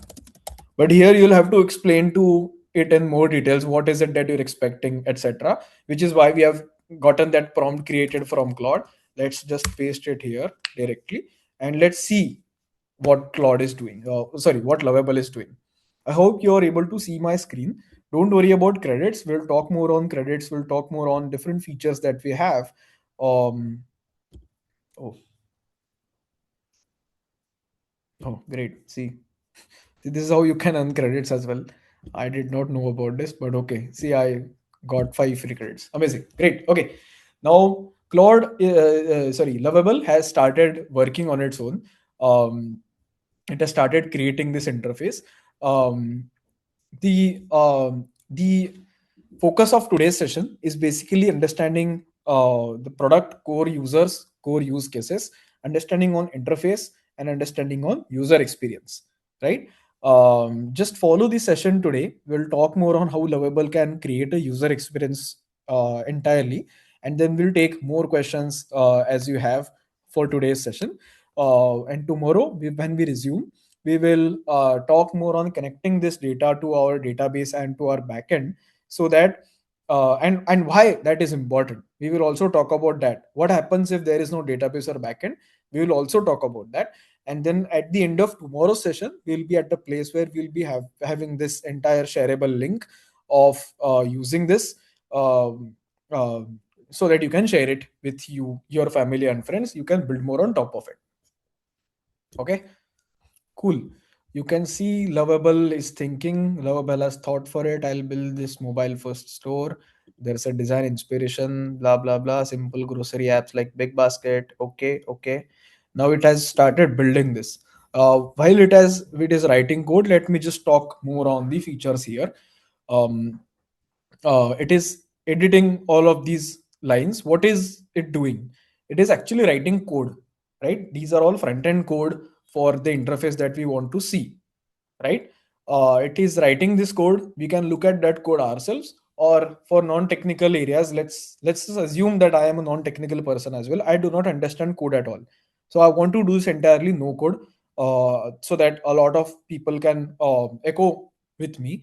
And for the technical folks, don't worry, I'll talk to you guys as well more on the coding, how to extract this code and use it on your own as well. But for majority session, we'll keep this non-technical.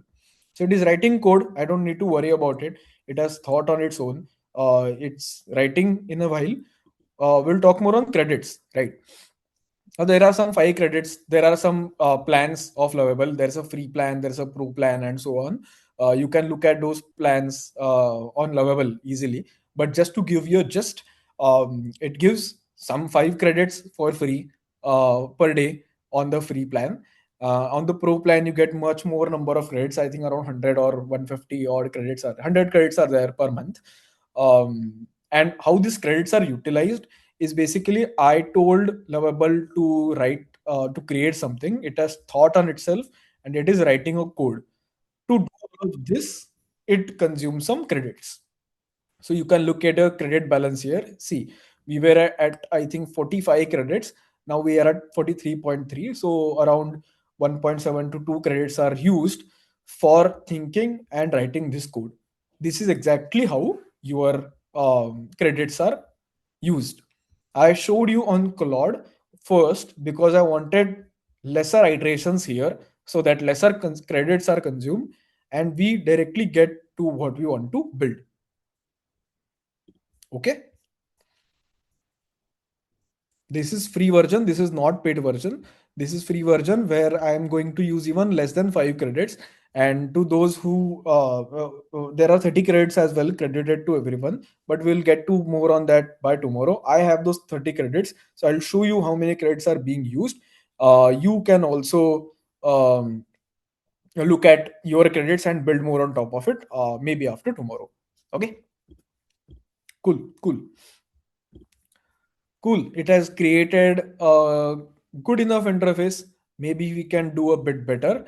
But I want to focus on one important aspect while we go towards the closure of this session today. There's one aspect that we want to talk about is what is it that you want to prioritize first, right? So whenever you're building an app or an MVP or a product, I also build a lot of vibe coding products, right? there are there's a hierarchy that we would want to follow for you to get to maximum success. Now I've written this in the doc as well, and let me just show you here. This is an iterative approach that we want to keep in our minds when we are building something, right? We want to see whether our core functionalities are working, whether there's proper sync between our front end back end database, whether there's good quality in all these things that are happening. Are there any cases where we are missing out? For example, maybe a case where I put in an image of something written, an item written, which is not in the inventory. What happens then? All of these are edge cases. Have a solved for all of them. And finally, when our core working is done, then we will come back to design improvements, where we will think more on what best user experience we can have. We have some animations there, etc. Why this hierarchy is because animations and user experiences are good to have, right? But core functionalities, quality control is a must have. A must have is something without which the app would be useless for the end user, right? The design improvements or the animations and so on, one can live without them if they're able to just submit their orders, right? Which is why it comes last. It is important for you to keep your app appealing and engaging, but that comes after your core functionalities are sorted. And we'll talk more on better design improvements in tomorrow's class as well. But today we are focusing more on the MVP. So whenever you're developing an MVP, you should keep your features to a minimum so that your users get the most out of your app. And this is something that I typically follow and is generally followed as a standard. You should reduce components, you should remove components and simplify them till a point that you are not able to do it anymore, and the core functionality is unaffected. Cool. Okay. Okay. Great. Super. So where are we? Okay. We have the app. We have a basic front end created for us. Okay. Okay. This is good. This can be better, but okay. Chalo. So far, this sounds good enough for me. Maybe I would want to change this name. I don't want it to look at as Sharma Kirana. Um, Chalo, we have some time on us. I'll take 10 minutes just to show you some good enough design improvements here, and then we'll take questions. And maybe some of you would like to try out things that we talked about in today's session as well. Okay, cool. Uh, yes, is this the same as generated in Claude? Yes, yes. Why is this important, right? It's even if it is the same because we asked Claude to write a prompt for this interface. Why we are doing it again in Lovable is because not because Lovable can design a better interface than Claude. As I told you a while ago, that Lovable uses Claude itself in its backend to actually use AI and write code. So essentially, both of them would write the same type of code only, which is why you are able to see the same interface, right? But what's different here is you can then connect to a database, an inventory where you know that you just have 10 packets of milk or 5 kgs of rice or 10 packets of oil and so on. One cannot order more than what is there in your inventory. You can also give this view to your shopkeeper as well. Ki, hey, Varun has ordered 3 packs of milk, Aditya has ordered 10 packs of oil, and so on. And all of that data will be stored somewhere, so that whenever you share this with anyone or refresh your pages or maybe close your laptop and come back again, that data is retrieved and stored as it is. That is not possible on Claude, because Claude will just give you the basic code and the interface, but Lovable gives you the entire environment to build this app. We will get more on top of this, but I just wanted to explain to you the difference between Claude and Lovable, even though the interface is exactly the same, right? I hope I'm clear. Okay, cool. Okay, I'll share the Claude prompts as well. Do not worry about it, guys. Okay, cool. Let me show you an interesting way here. Okay, it has created some interface for me. We'll talk more on very cool features tomorrow, but I'm just not able to stop myself from using this feature. Okay, at the very left bottom of your screen, you can see a visual edit thing, right? Once you click on it, what it is asking is you can point your mouse anywhere and like here, and then ask Lovable to update this for me. Or you can update the what you can do here is you can write in plain English, hey, I want to change this to something blah blah blah blah blah, and push it as send. It will use AI to update this particular section.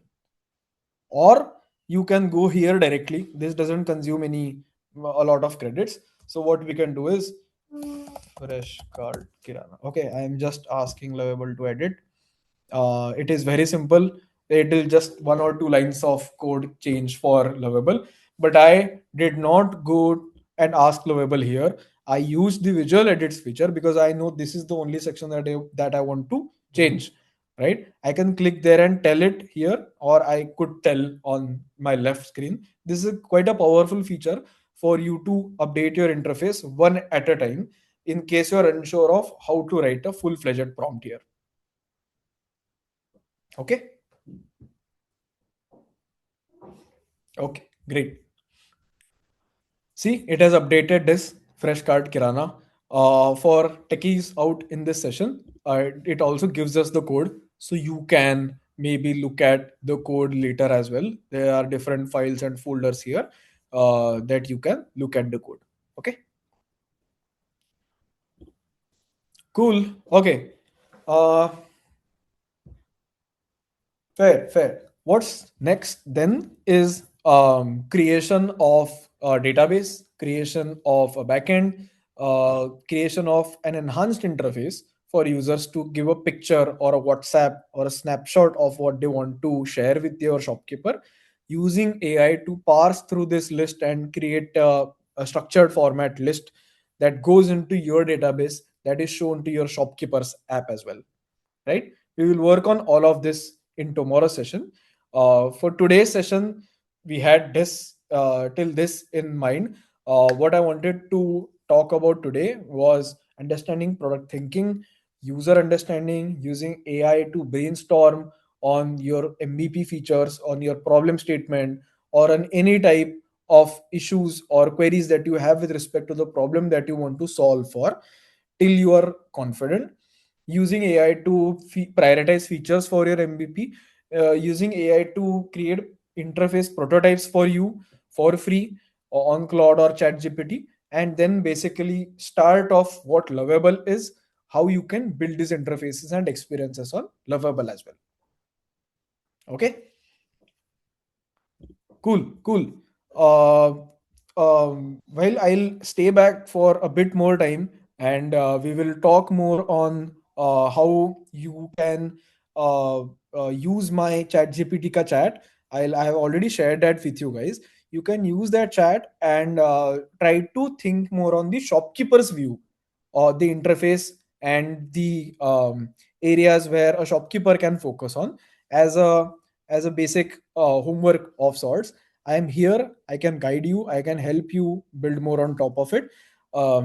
You can use the chat gpt link that I had given to you earlier, um, and chat with it and try to create an MVP of the shopkeeper's view. Don't use Lovable. Just stay on ChatGPT or Claude. Try to talk to it till a point that you are confident of the use cases and understanding of what you want to uh, build on the shopkeeper's end, right? And use Claude to create a prototype of that shopkeeper so that you are certain of what you want to build. Again, tomorrow we will talk more on both these aspects, the database and backend, and both these interfaces as well, the customers and the shopkeepers, both of them. So I'm here right now. First and foremost, please help us with the feedback of today's session. We want to understand more on how you guys felt, what you guys need more from this session, how you feel I can contribute more and add more value to what we want to talk about. Okay. There's a lot more in store in tomorrow's session as well. So please do not worry about any remaining questions or information. I am taking all questions here for those that we talked about today, and I will also stay back after tomorrow's session to help you guys understand, because I really want you guys to absorb everything that we have talked about and practice on your own. In tomorrow's session, I will ask you guys to make me a promise to just practice all of it. I won't ask you it today. please feel free to refer to the doc or the chat GPT conversation, or this today's recording later, in case you want to view, in case you missed anything, right? And then we'll circle back tomorrow for actual building of the backend and the database. We'll talk more on what other use cases also you can build, right? This is just one use case that we talked about today. I thought it was practical and understandable and relatable for majority of you guys, which is why um, we spoke more on this particular use case. We can talk more on other use cases as well. There are very simple use cases that you can build on your own, right? So last time I was creating this expense tracking app similar to what Splitwise is, right? It is very easy for us to build this on Lovable. After today's session, I am very confident that 90-95% folks out of you will be able to build this on your own. An expense tracking app or a fitness tracking app or a mental health tracking app, maybe a subscription tracker, right? You take a lot of subscriptions, Netflix, Hotstar, Geo, etc. Maybe a tracker of that for your own. All of these such products you will be able to create on your own, and these are not just dummy products. These will be data backed. There will be data stored for each of them. So it's very I would say exciting to be in an era where you can think of a problem, think of a solution, and build it with no code tools, right? So I'm excited to do that. Once you have given your feedback, please give your feedback. It is very important for me. After that, please ask questions if you have. I'm here to answer all of your questions. Or please try conversing with ChatGPT post the conversation that I had with it, to talk more on the shopkeeper's view of things, so that we talk more on the customer's view today, but you understood what on the use cases and user personas that we want to target, right? Think more on the shopkeepers end as well. I'll take a pause here. Please fill your feedbacks in case you have not, and just let me take some answers फटाफट यहाँ पे. Okay, cool. Claude expires with a few iterations. Yes, of course. Matlab, there is no such thing as free lunch. So you can use Claude till a while. After it, which it will give you a smaller model. Maybe you can try with that as well. Or if you are really uh, such a person who wants to use it extensively, then please purchase the pro version. You'll have even more features to look at there, but for all practical purposes you can use the free versions. They are more than enough. I have used them. I have not found any issues with expiry of iterations. But you can use it. You can use Grok, you can use Gemini. I think in today's time majority of these models have performed really well, are performing really well. So you can use any of them. Okay, can we build this app to work on local server? Yes, the code will be available. You can extract it, put it on local. I want to make an app using patient data to predict the severity of any disease. Yes, you can do that as well. You just have to create this experience here, and have a way of pushing that data of your patients inside our database, after which your app will get powered by the same database. um, okay. Can I add a really good question? Can I add videos or reels to a prompt that the AI can take inspiration of? Very good question. Let me answer this. um, yes, there is photo and attachment support here, right? If you can look at my screen here, what you can do is you can attach a picture, or I have not tried video, I am not sure of videos, but it can definitely understand photos. What you can do is maybe take a screenshot or have a downloaded photo of sorts, put it to Lovable and ask it, hey, I want to make an interface exactly like the image that I just gave you. So understand that image and create one for me, and it will create one for you, right? You can try it on your own, but it's really helpful, and good question that you had. There's one more idea that just came to my mind. Let me just go back to Lovable, and to those of you um, who are familiar with Figma as well, you can use your Figma designs or screenshots and connect to Lovable, and then ask Lovable to build interfaces on top of it. It's very similar to just taking a screenshot and attaching it on Lovable. Uh, to show you how. Okay, hold on. Cool. Okay.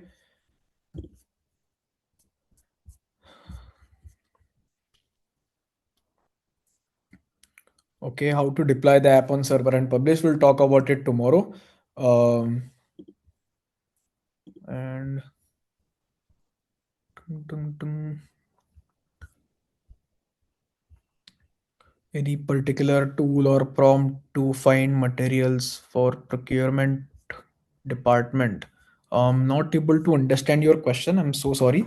You can probably use these AI tools to get answers.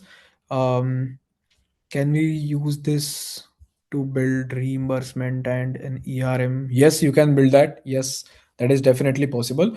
Hello, Varun. Can you share your prompt for expense tracking? I can share that. I'll share it in tomorrow's session. Okay, let me just find it and keep it handy with me. I'll share it with tomorrow's session.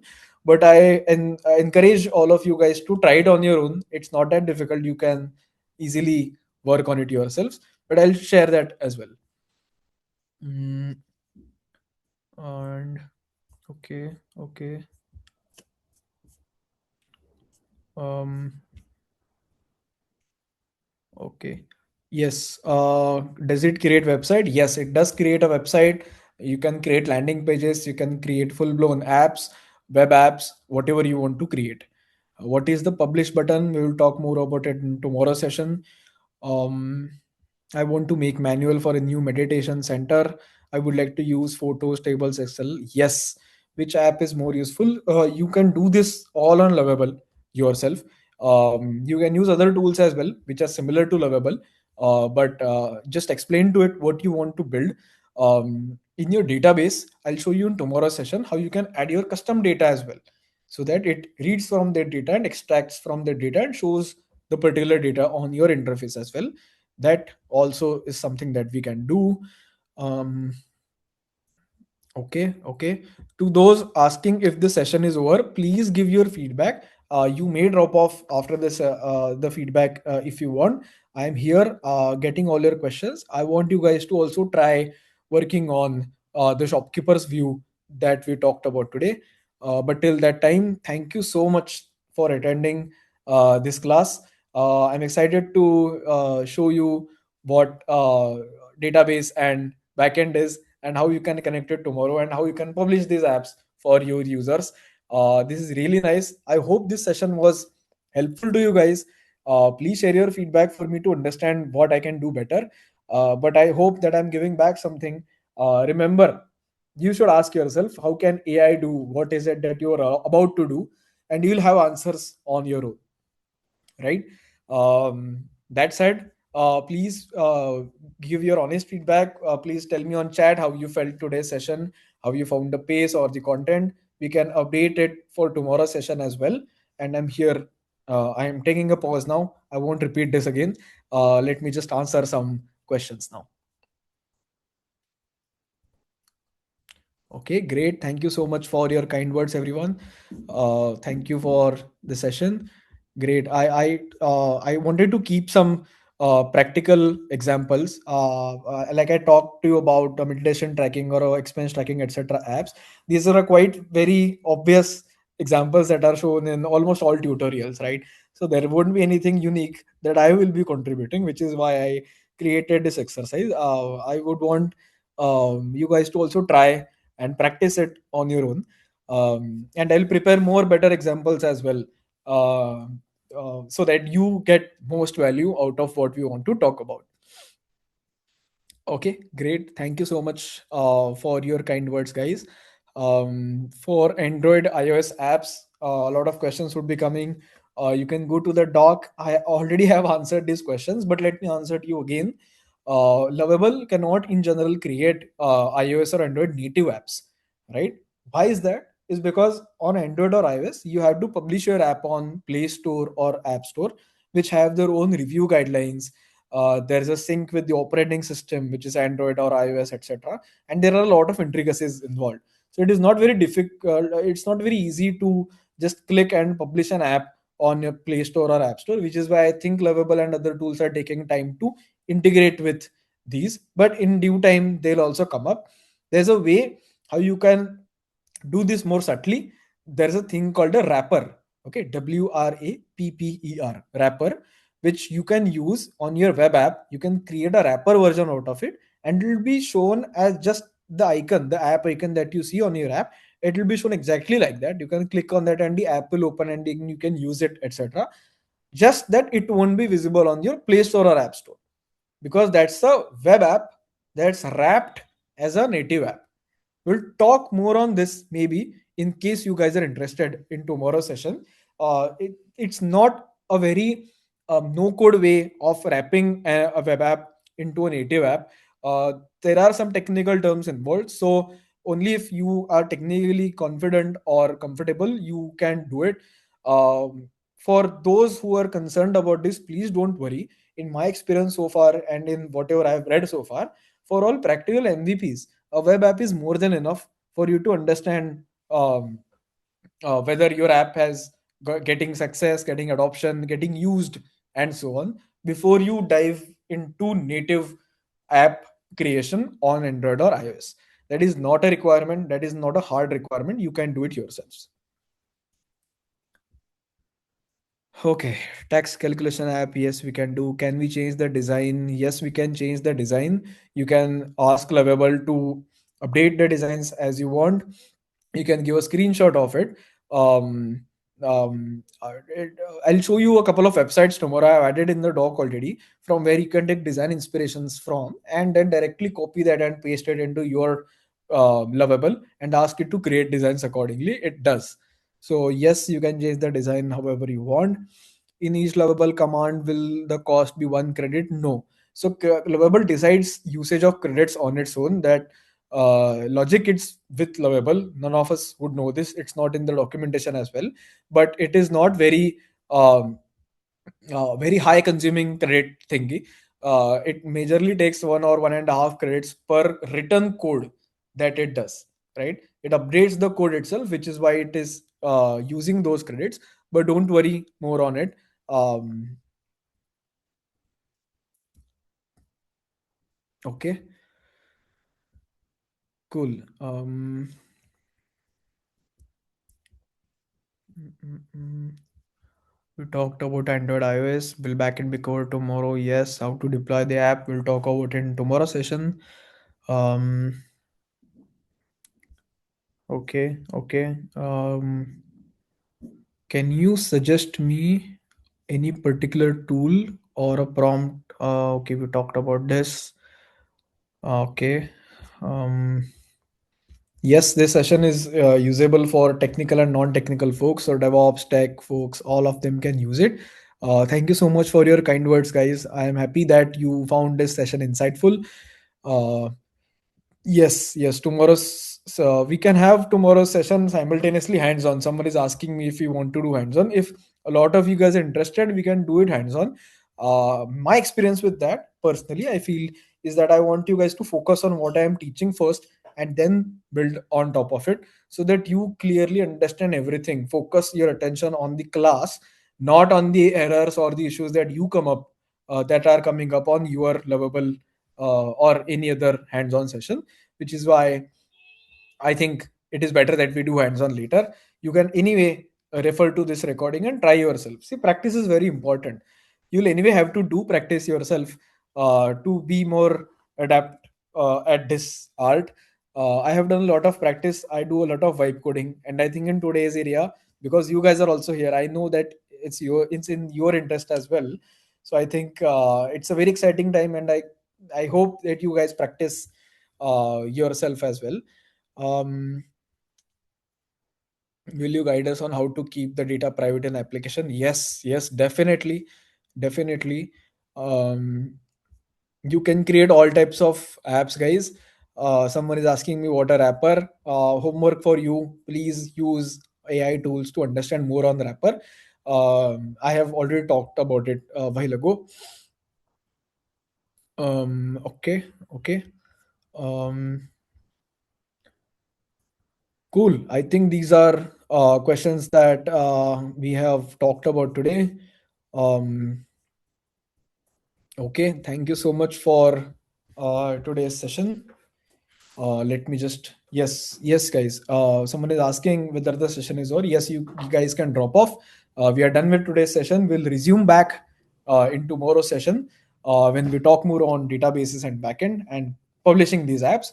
I hope today's session was equally insightful and important for you guys to understand. Think more on problems that are in your surroundings and try thinking of use cases and solutions to those surrounding problems as well. Okay, cool.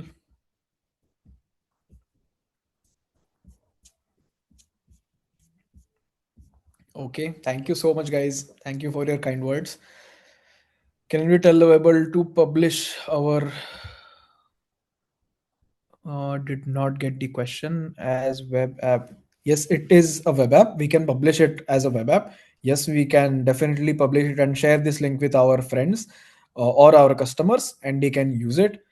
Uh, okay, cool. Which tool can I use to create PPT, Excel, etc.? I think you guys must have already attended our workshop and a couple of these sessions earlier where we have talked more on using AI for Excel or PPT, etc. That is not a part of this session. Maybe you can refer to earlier notes. I don't want to sidetrack from the topic of what we are talking about in today and tomorrow to Excel and PPT and Power BI and other stuff. Can we, what about payment integration through QR? Yes, very good question. We will talk more on payment integrations. It's a very critical area where focus of a human is needed because any financial transaction is very concerning area. There are some integrations that are done on Lovable, which we can make use of, or I'll tell you more on some alternatives as well.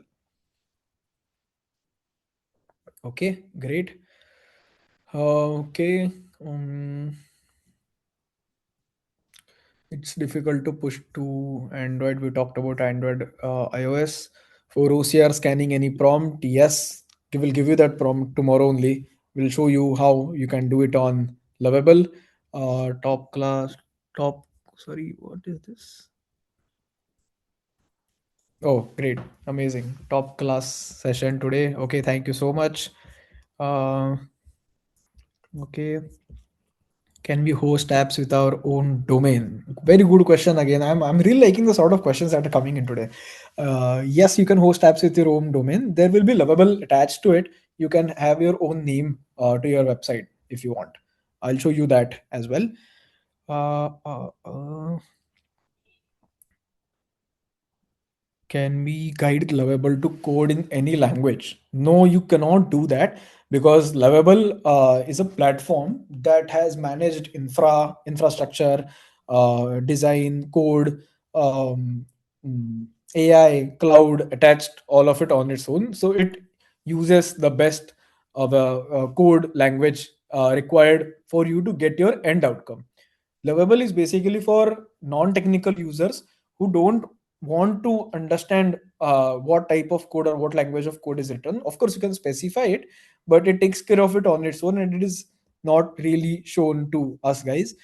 In case you want more control on what language or what code you want to write, maybe you may want to try other similar products like Bolt or Replit, which is more used by software developers.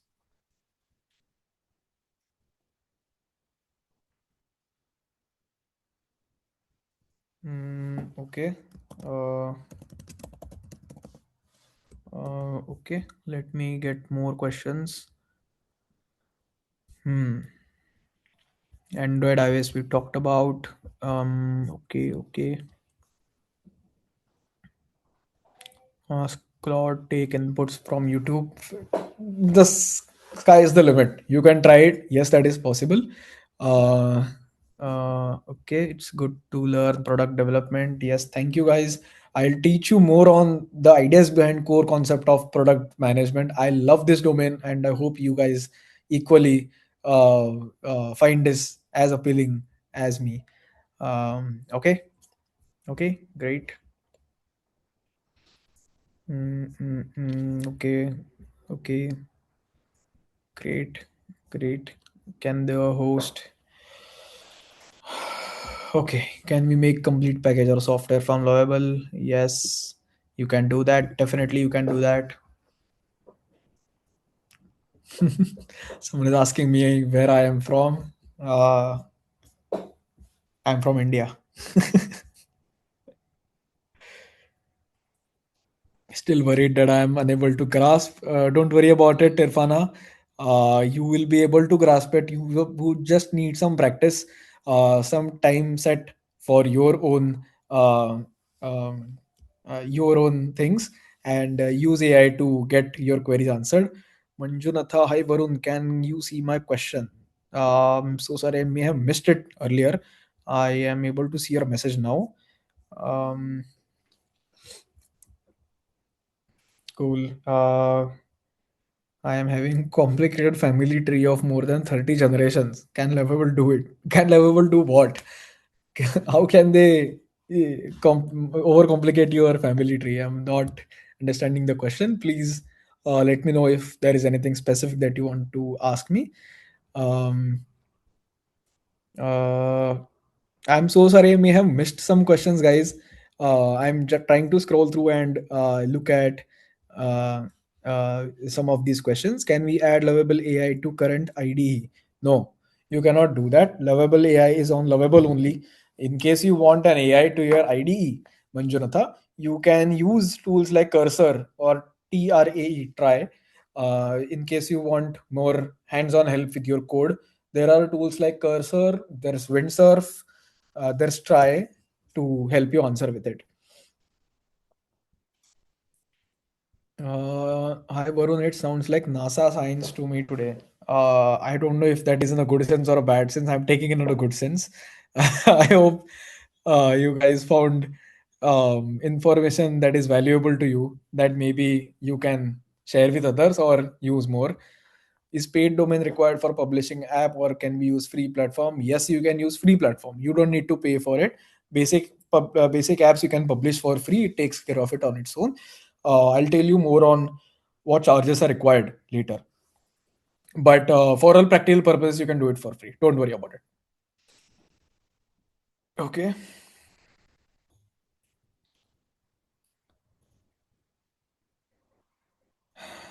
Okay. Please answer my questions, Sangamitra. Sangamitra, can you please repeat your question? I may have missed it.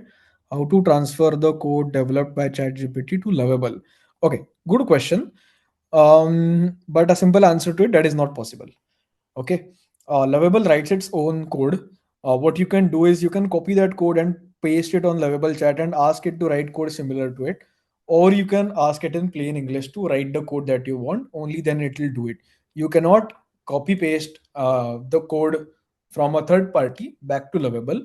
You can think of Lovable as a one-way street, right? From Lovable, you can extract all of your code and build more on top of it somewhere else.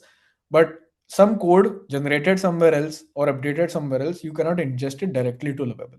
That is not possible in today's functionality. Okay.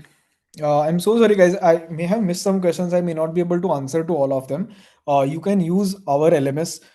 There's a AI support tool, or there's our support team as well. You can ask all these types of questions there, in case I have missed it, or you can also have a look at today's recording as well. I have tried to answer majority questions that there are.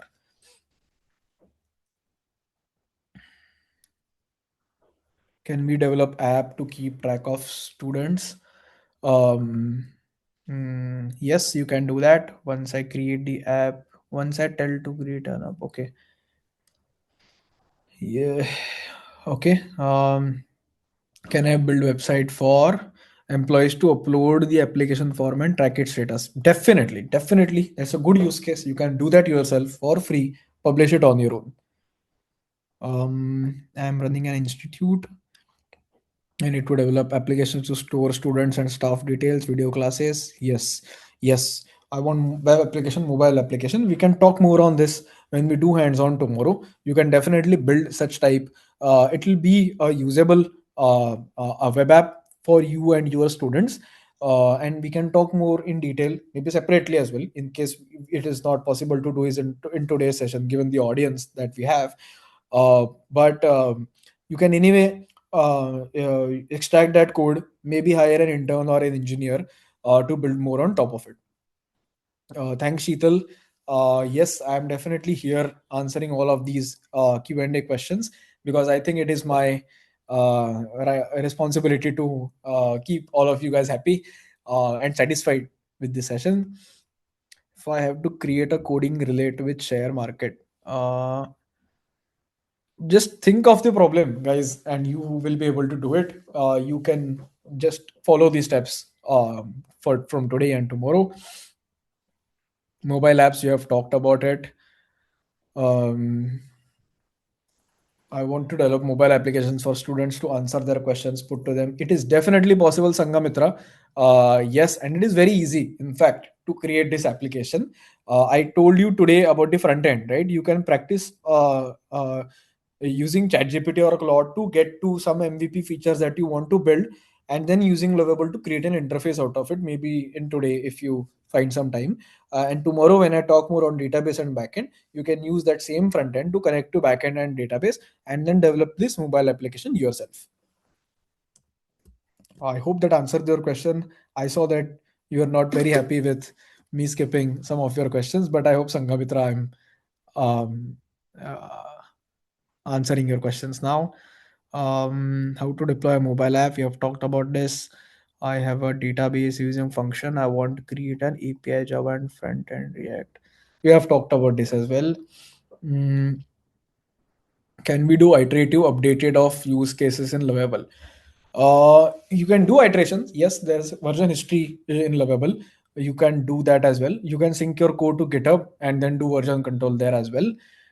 It was a great session even for novice. I am so happy, Sangamitra. Hope I solved your answers. Can we build screener app for stocks? That might be a bit tricky because only because we would need real time data of these stocks and the values of these stocks, right? That might be a tricky because it would consume good amount of credits and some charges. It is possible to create this. Yes, I'm not saying it is not possible. I'm just saying it will be a bit more expensive than than the use case that we talked about.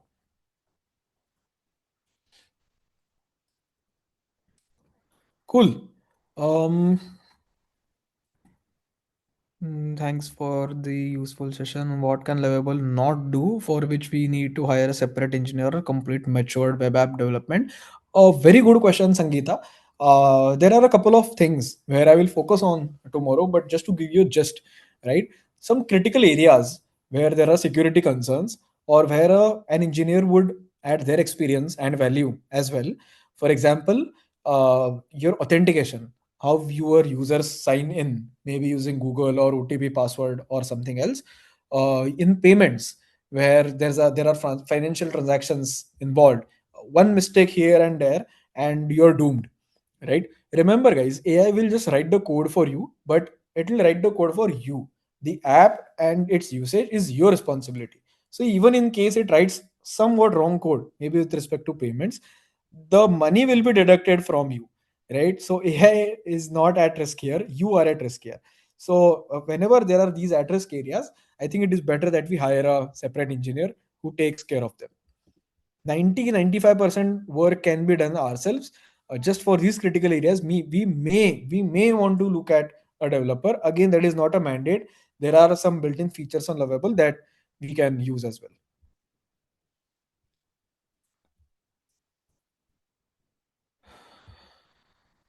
Okay, cool.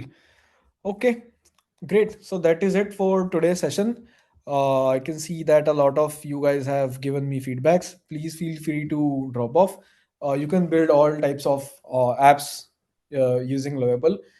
Just expand your thinking and try to incorporate more ideas into your implementations. Use ChatGPT or Claude to get more confident on the use case that you're trying to solve before you actually build it.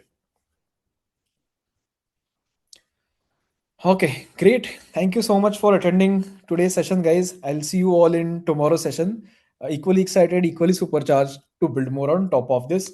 That is it. I'll be on pause and I'll stay here till a while, till all of you guys leave. Thank you so much for attending. I'll see you guys in tomorrow's session. Bye bye. Have a good day.